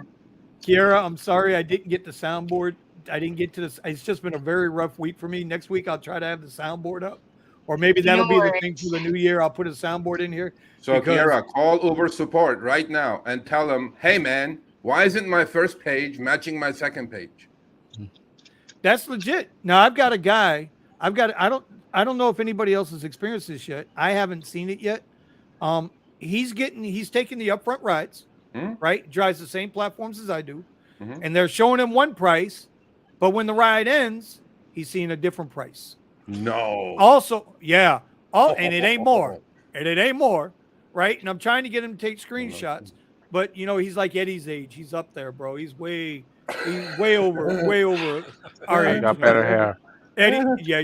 Well, that's the toupee. But anyway, and the other thing that he's noticed, and now I'm trying to pay attention to it, and I noticed it last night for the first time on one ride. They tell you, okay, your time is going to be 15 minutes and 10 miles, right? For the drop-off, pickup drop-off, okay? 15 minutes, 10 miles. And then when you start the trip and you switch over to I don't use in-app navigation. Mine switch over to Google. Yeah. Okay. 11 and a half miles total trip. Yep. It's the opposite of what you're saying, yeah. Sergio. So just something to be aware of. Okay. The first of all, this has been going on forever now. There's nothing new. Lyft especially definitely underestimates your pickup time when they send you the ping. Okay. Yep. The second you accept it, it's 3, 4, 5 minutes, sometimes more. I'm like, bro, I just accepted it because the guy is 5 minutes away. Now you're telling me it's 8 minutes away. What kind of bullshit game is this, right? I mean, they've been playing that game for a long time. So. But Para, I've learned, I found out, actually doesn't use the timing that Uber and Lyft gives you. It does its own calculation to see if what the actual pickup and drop off time is. Better yet. There you go. But I would be remiss if I didn't say this. And I've got like 3 rides, and you know what, Serge? I can send them to you. Oh, wait a minute. No, I can't. Shit. I'm gonna have to do it again in the future. Lyft has adjusted up. Absolutely. Meaning, I had a ride today that the traffic was just stupid, ignorant. It was like a 6-mile ride, 7-mile ride, whatever it was, but the traffic just kept getting worse. So originally it was going to pay me like $21 and change, and it wound up paying out like $25. Yep. They're adjusting pretty good. Yeah, they're adjusting up. I haven't seen an adjustment down yet, but if I can get my buddy over here to figure out how to snap. Like I said, he's Eddie's age, bro. It's a little bit of work I got to do there. But how'd you enjoy the article, Eddie? There you go. Yeah, I have it here on your Twitter. Okay. All right, there you go. And from what I found out, I literally Googled it, and you popped up. I just whatever, bro. Whatever works. All right. So Holly Vinas has said Lyft did that to him or to that person tonight. I don't know. I see a young lady in the pictures, so I'm going to go with the young lady. It could be somebody's wife. I don't know. But she's saying, I'm assuming that they're showing her one time or one price, and she's getting something different that might be a little less. So anybody, listen, if you have anybody watching, you can take Sergio's email. Yeah, send it to me. And you can send him screenshots. Send him the screenshots. He loves breaking this stuff down. Yeah, I think he gets up in the morning, and before he has his cup of coffee, he checks his email. Where the rest of the world gets the coffee and then check the email. No, I check my emails and then check their email. No, because I trade in the morning, so I don't do that. But Eddie, you hear that, right? I check my emails like on my phone 99% of the time. So, and then that's why utilization goes up. Like, you're doing different things, Right. Right. Okay, guys. So I want to take my son to soccer practice now. That's him banging the door. Bro, shut up, bro. Let me in. Okay, we're going. Let me in. But so hey, I would love to join you guys, again. Because honestly, look here, right here, that's the Bible right there. Decline garbage, please. Oh, that's the only way that's going to change anything. It's the only way to change anything. I have a whole Sergio, I have a whole scrapbook with all the trash offers. Yeah, so do I, bro. But you just got to right now. What you said, Vinny, is true, right? A lot of drivers are making more money. You know why? Maybe they're making more money because they were ants and they became total cherry pickers now. Yes. And they now know the value of the trip. Now they see all the information, bro. And that's what I said. More information is important. Absolutely, man. Because now they know what they're worth. They go, I'm not worth $4 for like 17 minutes. I'm like, screw that. Yes. And there you go. Right. That's why they're making more money than they were making before, for sure. Because, the cherry picking versus ants battle has been going on for 12 years. I think the Upfront destination is making cherry pickers winners, period. Yes. Because if you're still anting, bro, and accepting the trip radar trash or whatever, you click on it like whack-a-mole, whatever the heck you're doing over there. You're an idiot, bro. There you go. I'm glad I don't have Trip Radar. Listen, I'm Uber XL and Premier. I don't get Trip Radar on there. If I drop down to X, which ain't gonna happen, but occasionally I'll drop down just to see what the surges are, because sometimes that surge is worth it. Yeah, there was a $40 surge the other night after one of the events. $40 X surge after a Panther game Saturday night, right? And I was on the other side of town. Oh no! But I would damn sure drop down because most of those rides coming out of the Panther game going 3, 4 miles, 5 miles. Yep. So I'd take $40 for 5 miles all day long. All right, Steven, shoot me an email. You're my neighbor. Shoot me an email, bro. Sergio at RideShareGuy.com. We'll end up meeting, I'm sure, in the valley somewhere. Sounds good. And then we'll shoot the shit. And then, guys, I appreciate it. Thank you so much. Sergio, thank you for joining us. Immediately call over support, Kiera. They're screwing you, Kiera. Don't play the game. Take your money. And Sergio, one last thing. I will definitely every week. I will just automatically put you in the invite if you're there and you can stop by. Awesome. If you can't, we understand. I can do this off my phone, right? Yeah, I can do it on the phone. Yeah, you can do it right off your phone if you choose. Cool. But we appreciate you, brother. Yeah, man. We're trying to keep him straight, bro. We're trying to keep him straight. I don't know if it's working or not working, but we're trying. We're trying anyway. I don't know. So. Yep. We're better together. All right. Yeah. You guys. All right, Sergio. Be good, buddy. See you guys. Thank you. Bye. All right. Bye, Sergio. Oh, this is some interesting stuff. Of course, we get with a bunch of information all at once. Who knew this? This one was going to be so explosive. Can we call this the Uber Files 1? Like the Twitter Files 8? Can we call this Uber Files 1? I'm telling you, that guy knows his numbers, bro. He knows his stuff, bro. Sergio knows. But it's just stuff. but what would be the odds that the glitch happened to him on his phone? I think somebody's trying to tell him.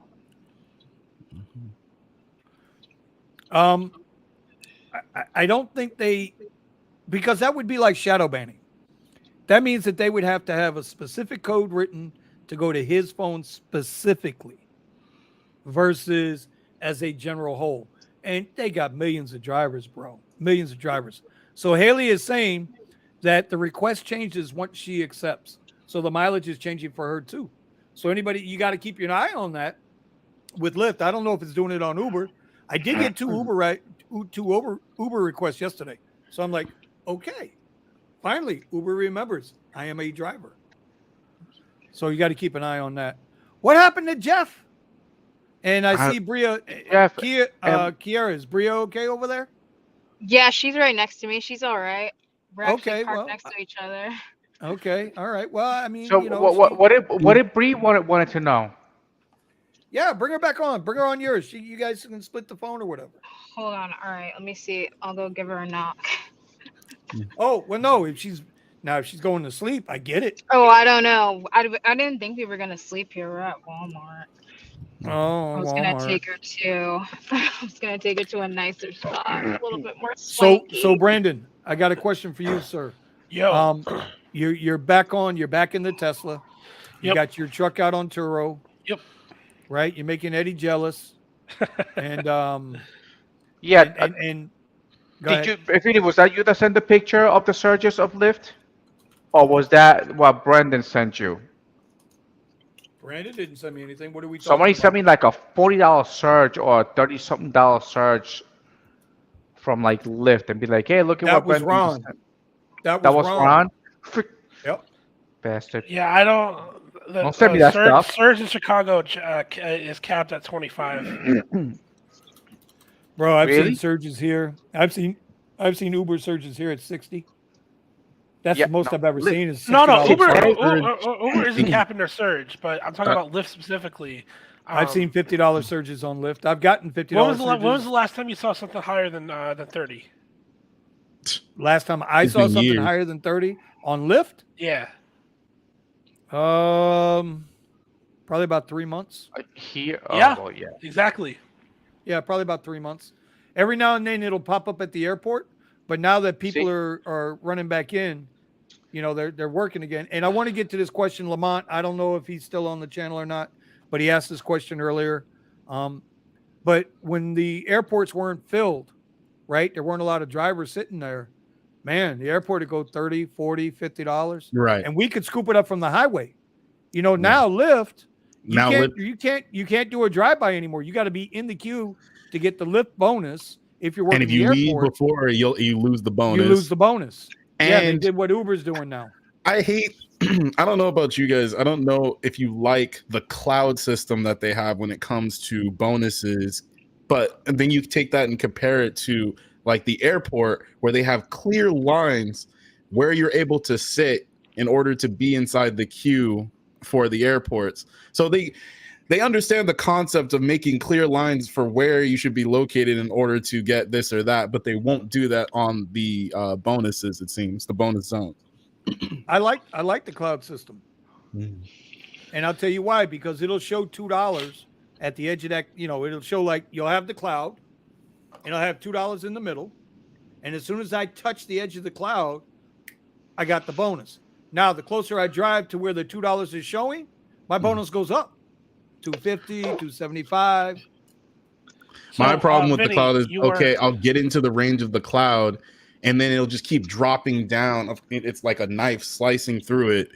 And so maybe I'll get the $1 or something off of a 5 or 8. And as I keep trying to get to where the actual number is, it's going down and it keeps moving farther away from me. Are we talking about Uber or Lyft? This is both. Yeah. I get my search goes away on Uber if I grab it and then I switch from Premier. Let's say if I'm on my Uber XL, right? And I grab a $20 search. If I switch to a lower tier, then I'll remove. It goes away automatically. Lyft doesn't do that. But you know what? You know how you combat that? If you're on X and XL, you'll keep that surge. But if you're on XL and Premier and you drop down, you lose it. If you're on X and XL, pick up a surge, and you you open up Premier and shut off X, you lose it. They've got it grouped together. They got X and XL grouped together, and then they got XL and Premier grouped together. That explains why I would lose it when I would turn on comfort when I was doing Uber with I had the black. Yeah. Right. They got it grouped. They got it grouped together. That's ridiculous. Lamont's still here, so I wanted to answer this question he asked a long time ago before Serge came on. He wanted to know why I'm at the airport, and he finds that waiting for rides is not his thing. The only reason I've gone to the airport these past couple of days, if it's really slow, Lamont, if it's really slow out on the street and the queue is low, I'll run up into the airport. I know how fast those queues move. I can tell you at Fort Lauderdale how fast it moves on X and Lyft Basic, on XLs, on Lux. Well, I can't speak for Premier and XL on Uber because I haven't done anything there. I'm in the queue, and it'll come in. XL will say it's full, but there's 50 Premier cars there and 5 X cars there. It's just crazy. That's why I say our market down here is a little bit different, because I think a lot of people here have they went out and bought they bumped up their cars. They're not driving X. They're just not. So, I don't know. But Lamont, that's the only reason I'm hanging around the airports, and I'm testing out these different theories, because like we always say on the channel, you got to be able to pivot. What worked last week might not work this week. And instead of sitting there wasting a day trying to force the app to do what you want it to do, you got to do what the app is giving you. So that's why. I hope that answers your question. Go ahead, Brandon. And then for me, so Vinny, when are you gonna try Para? Who? When are you gonna try Para? Probably after the new year. I want to continue with your answer, Vinny. So, for me, I use the airport to do slingshot trips. So, before, the airport used to move pretty regularly, pretty smooth. Now there's the parking lot is overwhelmed with cars, so I can't use the airport like I used to. And then also today I was there because I dropped someone off, and I expect to get a slingshot ride out, and I didn't get one on Lyft or Uber. And then while I was sitting there was no pings for radar. I think there was like one ping for a radar, and then there was nothing. So apparently everybody's just taking whatever's out there. They're that desperate to that, or that, I was going to say hungry, but desperate is the more correct word with the airport. So usually now, because of the way it is, I only get a ride into the airport, so it'll give me a ride coming out. And you can see this especially when it comes to Lux. For me in LA, if I'm waiting on a Lux ride, it will take absolutely forever. But part of the reason why is if somebody's coming into the airport and they have Lux activated, they'll slingshot a ride out, which means they're taking all those rides before you can even get to them. I don't know how true that is, man, because it's happening here. It's not happening here in Chicago. If the only time that happens is when there's no other drivers in the queue. When I always have drivers in the queue, and we can get put to the front. Like I said, especially with Uber Black, I drop someone off, I get almost a guarantee. You have four chances. I get almost every time a guaranteed $100 ride out. When I would say my hit rate for rematch on Lyft is about 80%.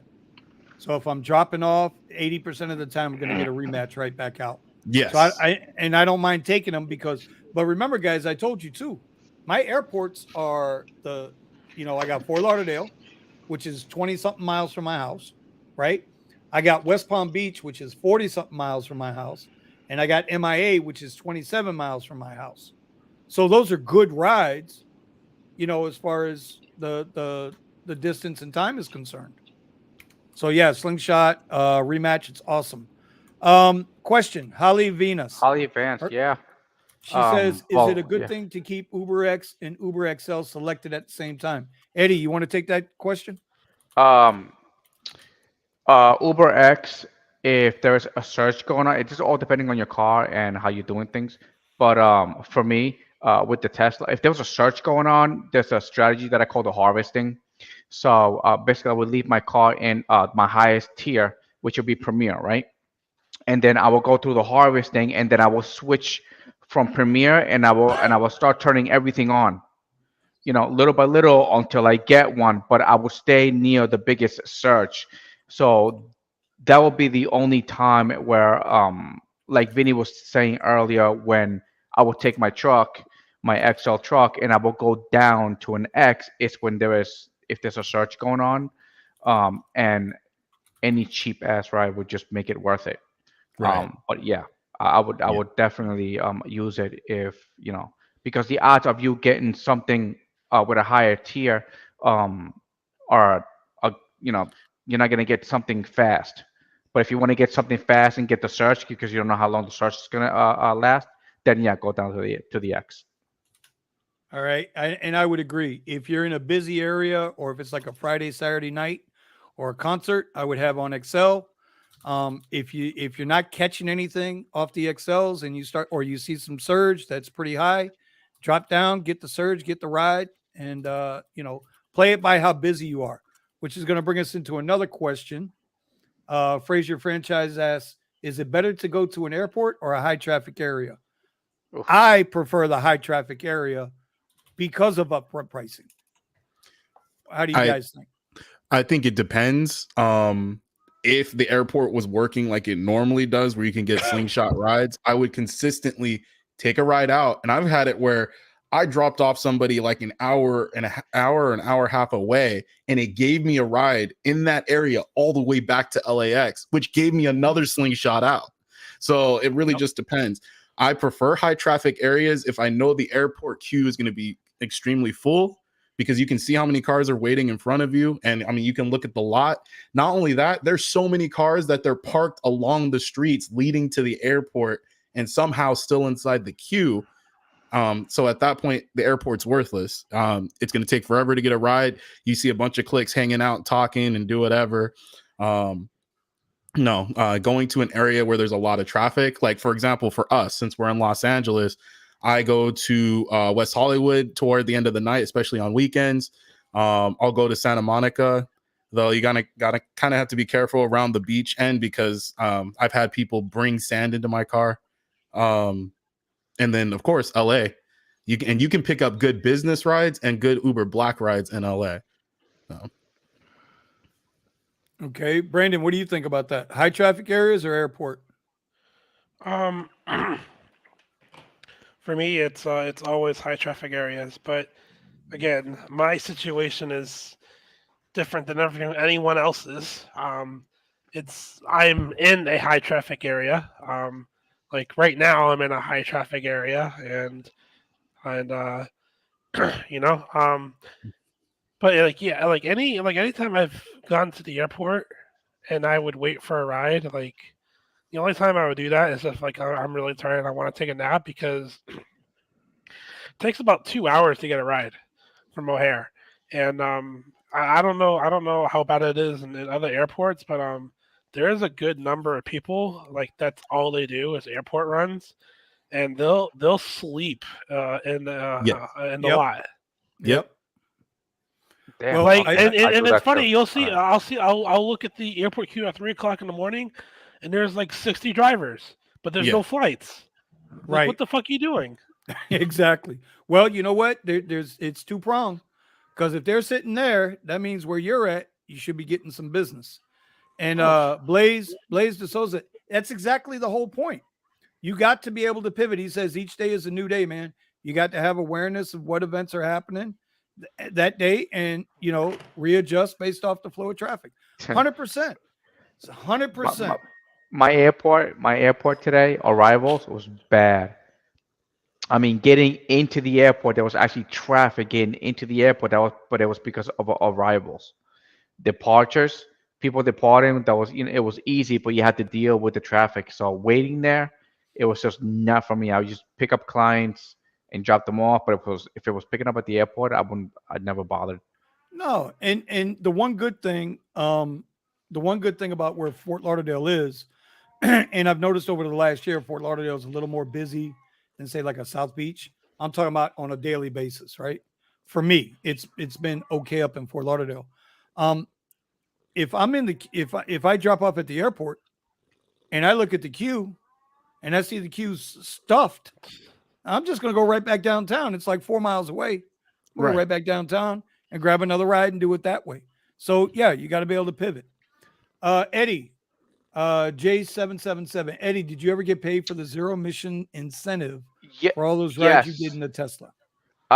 Yes. But you have to be aware, and you got to make sure that you're getting paid for it, because sometimes on my car I was getting it because when it first came out I had my original car, but when I did the rental, they didn't activate it, so I wasn't getting paid.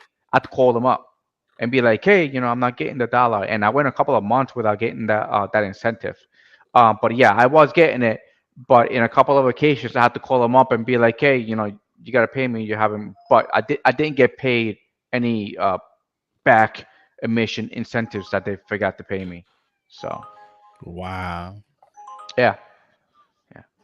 So I missed out. I just thought it was like automatic, but no. Yeah. I wasn't getting paid because it comes up on a receipt, but I didn't look at my receipt assuming that it was automatic, and nope. Somebody mentioned that, hey, are you getting the incentives? I was like, yeah, I am. I was like, oh shit. I was like, no, I'm not. And I had to call them up and they activated it, but I never got any of that missed. Actually, I'm curious. I didn't even think. EV, are you getting the? Oh wait, you're not driving yours on Lyft. Never mind. I was gonna ask if you're getting the EV incentive from Lyft, but that's right. Never mind. EV Uber says he got 800 in back pay. What? Oh, okay. Yeah, that's what EV Ubers just said. He said he got about 800 in back pay. Haley's saying she's there checking Lyft for the scheduling for available pickup, estimated $12 to $15. Once she clicked the details and went back to check the estimated amount dropped to $8 to $11. Oh, God damn. Damn.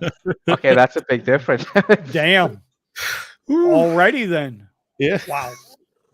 I'm telling you, bro, you got to be quick with these people, bro. You got to be quick. Jay says he wants screenshots. Take screenshots of your EV if you're not getting paid your EV charge. I'm assuming that's what he's talking about. Mm-hmm. All right. So we are at the 2-hour mark. Bro, it's great. It's great having Sergio on, right? And it's great. Yeah, no, he goes into the details Jeff, like Kiara does. Yeah, I need where the hell is Jeff? Jeff must be killing it. He must be killing it tonight out there. I guess he's got to be. All right, Jeff, you're making the money, bro. I ain't gonna be mad at you. I was the one that asked you on your channel. Oh, bro, Eddie, you got to read your comments, bro. Jay asked you this. Listen. All right, so I got a couple people here that make comments. Okay, do this. I get a lot of comments and a lot of emails, and I'm trying to keep up. I'm trying to. It's tough. It's tough. Yeah, it's tough. And not only that, when I'm typing it, I gotta watch what I'm saying or how I'm typing it, because it might sound like I'm being a smart ass, but I'm really not. I'm just trying to be funny, so it don't come out right. Well, you don't read. People don't read it right. They think that I'm like, oh, I'm hating. It's like, no, I'm not hating. It's just like, I'm being funny on the other side. But when you're reading it, it don't sound that way. So, but I'm trying to keep up with the damn comments. There's so many damn comments. People want to know. Yeah. But it's hard. Remember, I'm doing everything from editing my videos, recording them, edit them, putting everything right on KeenMaster, which is what I use. Somebody wants me to do a video on KeenMaster, how to use KeenMaster, which that's what I'm working on. Nice. But those videos are huge to people, bro. They love seeing those videos. Of course. So, yeah, I know. That's a longevity video. That's not just like a hype video. Real quick. It's hard. It's hard. So the way it's hard making the video because I haven't done one yet. I did one for Vinny. Really, you got to. But because it's a new thing for me, so I'm trying to see how I can make it so it's understandable.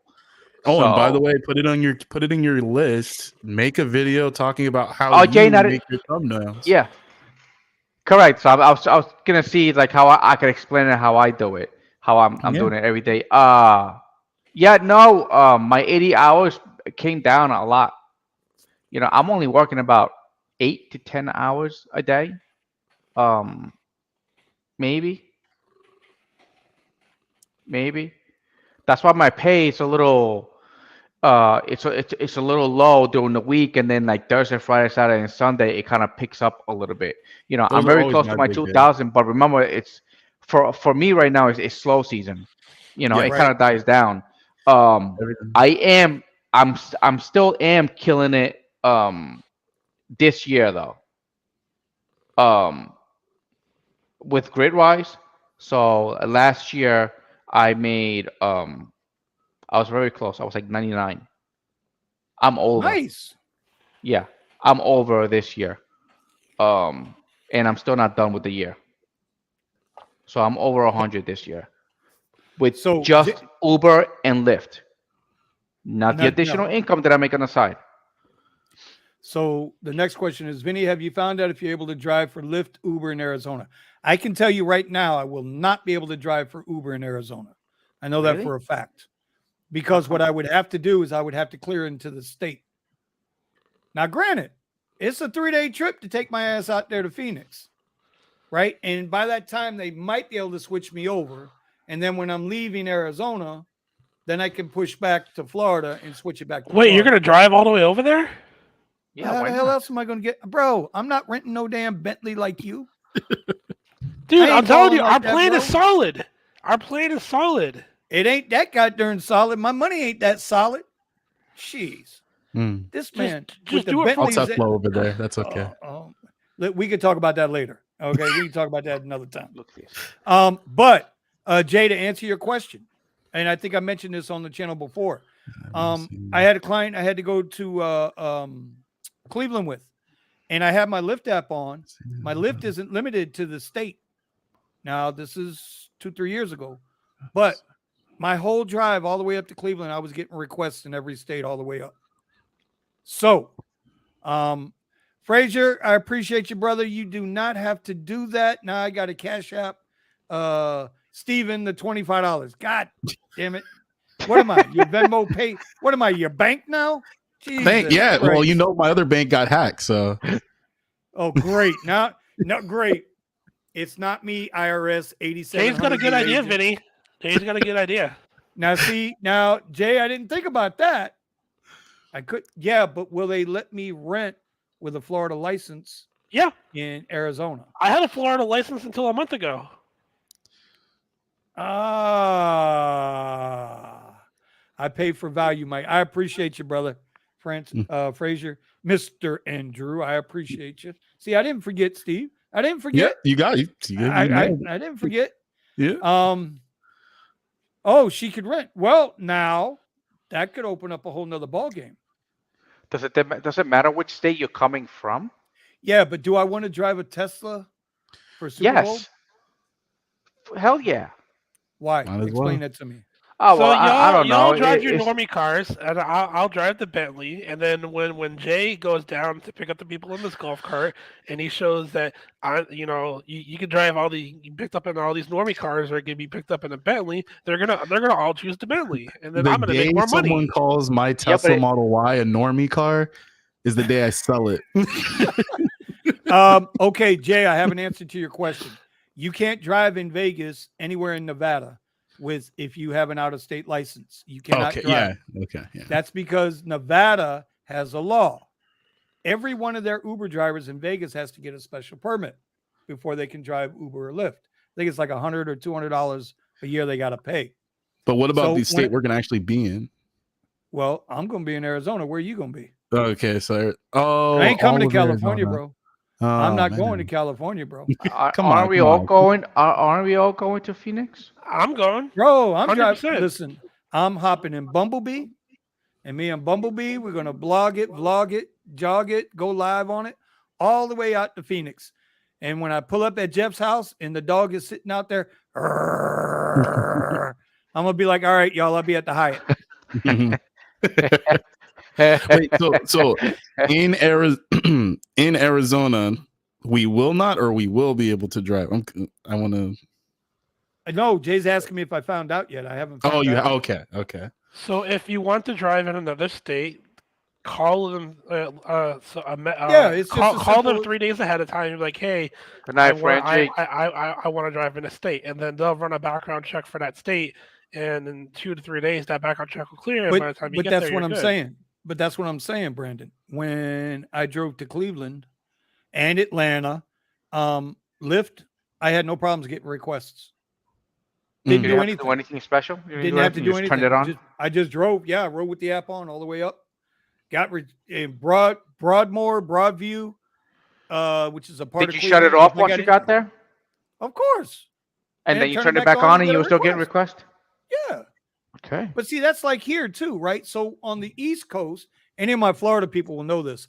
On the East Coast, in my market, Uber has, Premier SUV, XL, and X. When I go to the West Coast, which is when I get into the next county over, which is only like 30 miles, all of a sudden, all I got is X and XL. So the app automatically changes on Uber. Yeah, like the area just south of Orlando where my parents live. All that's available in this area is basic and XL. Okay. Well, it looks like we're gonna have a big old Uber party or Lyft party at the Super Bowl. Well, we're saying it live, so Jeff is gonna be like, "What the hell is going on here?" He ain't got enough. He wasn't ready. He ain't ready for this. All praises to Yah. Welcome back to the channel, my friend. Uber scheduled ride is better than Lyft, and they pay better. I think. Go ahead. I disagree with that. So there's. Unless you're just talking about standard Lyft. I agree and I disagree. Yeah. What I like about Lyft scheduled rides is that you only have to be online 15 minutes before. In my own unique situation, every single scheduled ride I get is within a half mile of me. So for Uber, me being online 40 minutes prior to start heading to my destination, which is a half mile away, it's just me sitting online for 40 hours doing nothing. Right. And the whole bullshit. Oh, you're gonna get trips towards that destination. Well, I'm not gonna get trips towards my destination that's a half mile away. So yeah, the only time I do it is if I get a good chain of like 3 or 4 scheduled rides in a row. Then I don't mind waiting the initial 40 minutes because the rest is gonna be back chained up. But if it's just like 1 or 2, I don't bother with it because it's waiting that 40 minutes is just not worth it. Well, I tell you what I've noticed with the Uber reservations. You're not getting we're not getting the $10, $12 booking fee that we used to get with Uber. Like there was a $10, $12 fee that the rider would get charged to make the reservation. The driver would get that money. We're not getting that money anymore. Just like I haven't seen, and I know Jesus might have seen one back when I asked this question. I'm not seeing surge on Uber Multiply anymore either. All you get is the upfront fare, which includes bonus, which includes surge. So those are 2 things I've noticed. I don't do a lot of scheduled rides. I don't do a lot of for Uber or Lyft. But if I see a good one, I'm going to take it. Like I did yesterday. That's why you're Sketty. Sketty is good for that. Yeah, I don't see them at all now. And I think this is another thing that kind of leans on the fact that there's more drivers. With Sketty in this area, it is not the rides come in much more rare. Before you could plan out your entire day with the Sketty, and now, I'll be lucky if I get a ride or two in a week. I just use it for really expensive rides. When you guys use Sketty, do you need to turn the app on? No. For it to like filter or no? No, it runs in the background, and I get a notification when I get a ride added. Yeah, I know that, but I'm talking about my Lyft app, so I can read my Lyft app. Does it need No, to? you don't. When you go into Lyft, you should, and you scroll down before you even log in, you should see that you have a scheduled ride there, or you can go to scheduled rides, and then on the top right it'll say your rides. Your ride, right? Yeah. Okay. Yeah. So no, you don't have to do anything with the Sketty app. It just adds the rides for you. See, and New Jay's saying the same thing. He hasn't seen multipliers or surge. I'm telling you, I told you guys 3 months ago, surge was going to be no longer surge. It was going to be the same as an Uber bonus. Go ahead, Brandon. So to talk about Ibrahim's comment, yes, they are amazing, and I also because it gets paid almost double, but also because if the rider doesn't show up 5 minutes after the scheduled time, you get you get like half half the cost. So if it's like a $50 ride, if they don't show up after 5 minutes, you can cancel it and you can get $25. With Lyft, all you get is like the basic cancellation thing, which is like $2 to $4. So, but I will say though, Lyft, like if you're taking a scheduled ride, and it's going to be super hot as far as surge, Lyft will add that surge onto your scheduled ride, whereas Uber won't. Yeah, I literally drive through surges and grab them or already had them, and go to the ride and get it. So. All right. So what else we got for tonight before we wrap this sucker up tonight? Nothing. I literally got Sergio's article here. Blowing your mind, huh? Yeah. But so he goes to the numbers and stuff like Kiara does. What happened to Kiki? Oh, she got dropped, and then so she headed with her friend to the spot where they're gonna call it for the night. Now you see that ride I took yesterday, that I did the video on, the $60 ride on regular X, same distance, same location, same everything, $17 to $25 is the thing. It's Jesus Christ. That's why we reject these bad rides, Earl. If you're an X driver or a regular Lyft driver in Plantation, Florida, go on schedule now. 3 o'clock in the morning is $24 ride going to Miami International. I'm checking it now. See, I don't get any offers for scheduled rides on Uber, and then rarely on Lyft. But I'm thinking that's probably because they're all getting snapped up by how many riders there are out here now. Well, remember, we're not the only ones with that damn Sketty app. No. I'm talking. I mean, so on Sketty, I can see like the bad rides, like that probably nobody will take, right? The ones that just give out. But on Uber, I don't see any scheduled rides, and it keeps giving me the notification like there are some, and there's never anything there. It's because you got to be quick. Some scheduled rides. I don't see. I mean, yeah, it's just never. Even when it pops up, and it just pops up, nothing. Yeah, but I have gotten some scheduled rides with Uber, but again. Oh wow. Okay. So EV Uber says he gets 10 to 20 in a day. But where's your market? What? Who gets 10 to 20 in a day? He's saying he's getting 10 to 20 scheduled ride offers available in a day, and I take it he means on Uber. So I think I just have way more drivers here. So if we're talking about just number of requests you get for scheduled rides total, I probably get about 100.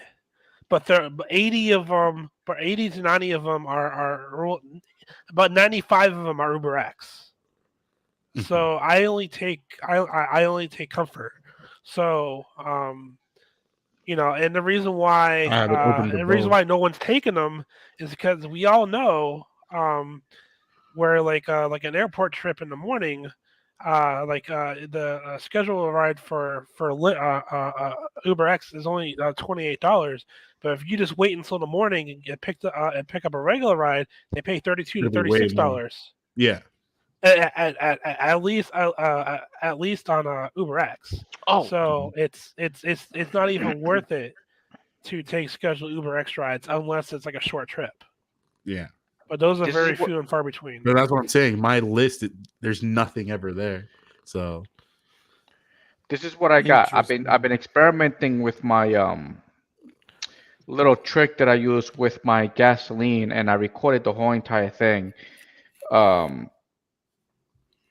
So last week I spent $183 in gas. 2 weeks. This last week that I just finished, I cut it down to $156.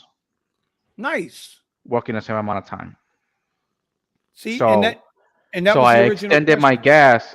I extended my gas. So I've been fueling my car up every other day.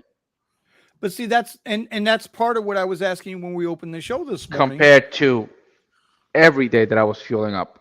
Right. But that's part of that question I was asking you when we first started the show. Are you seeing the benefit? Is it favoring you in the XT6 versus the Tesla? Is the trade-off for time and money? Are you seeing the benefit of making one payment a month for like a half or a third of what you were paying for the rental with the fuels and the charges? I mean, is it working out better for you? That was the whole point. Yeah, well, that's going to take a little time to figure out. But for right now, yes, because I keep finding out more of these little tricks that I could do. The only thing that I have to figure out is because during the week, my Monday through Wednesday, those like $200 days, and it makes me nervous. But Gotcha. My Fridays, Saturdays, and Sundays are really good. Sundays, I have to wake up early in the morning. That's like my 3 o'clock. I have to be on the road by like 4 o'clock in the morning, because in the PM it just dies. Everybody's done partying. So I still gotta figure it out how my market is working. Now I've been going back to work. Instead of taking 5 hours off, I've been taking 4 hours off. So I stopped working at 8. I do the market, and then I hit the road instead of hitting the road at about 2 o'clock. I'm hitting it at about 12 or 11. Okay. All right. A little earlier. Brandon, Jay wants to know what's your plan. You flying or renting? I mean, or is that Porsche going to make an appearance? So the current plan is to get a rental over there from Turo for like 3 days, and then try to solicit rides. But I'm not 100% sure if that's gonna happen, because if I'm gonna do something like that, I don't know what you guys are gonna be doing final plans, because I can tell you my final plan is I'm driving my truck. Okay, but are you gonna stick to the plan of us? We can talk about that later. Okay, so we don't want to do that on the air. So getting the vehicle is going to be dependent on if you guys are going to stick with the plan that I initially proposed with Jay driving the golf cart. If that doesn't work, if that doesn't work, then I'm not getting it. Okay. Because I'm gonna need that to work if I'm gonna get the rental. Okay. Yeah, we can discuss that later. Also, I wanted to make an announcement.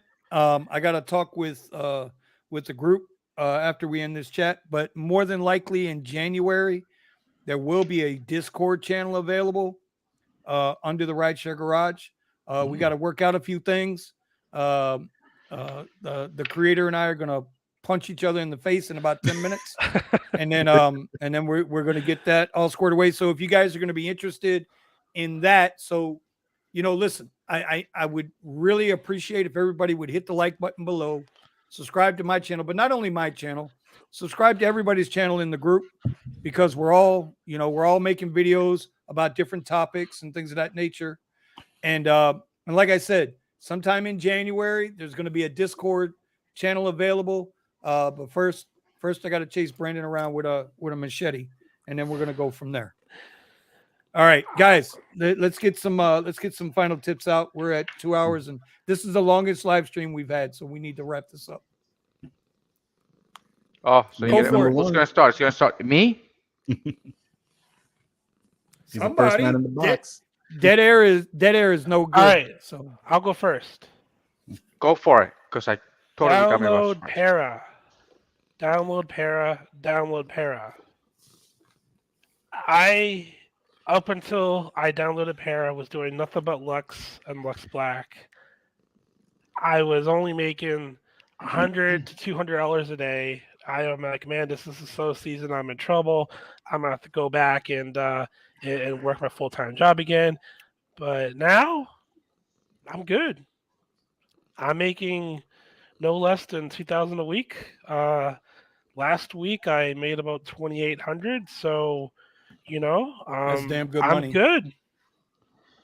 And it's because I'm able to get these rides that are paying absolutely ridiculous amounts of money. And I don't care where the money comes from as long as I get my money.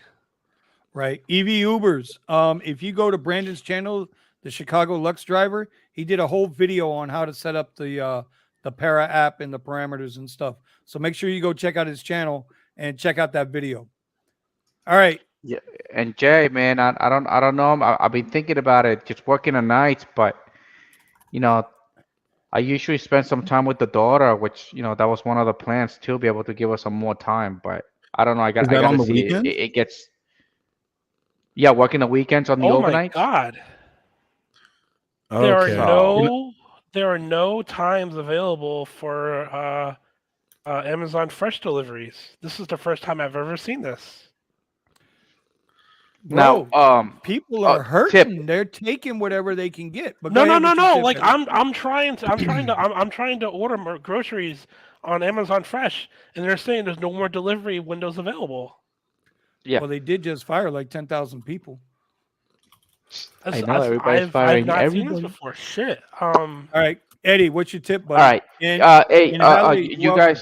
you guys see me putting 2-cycle oil in my gas tank?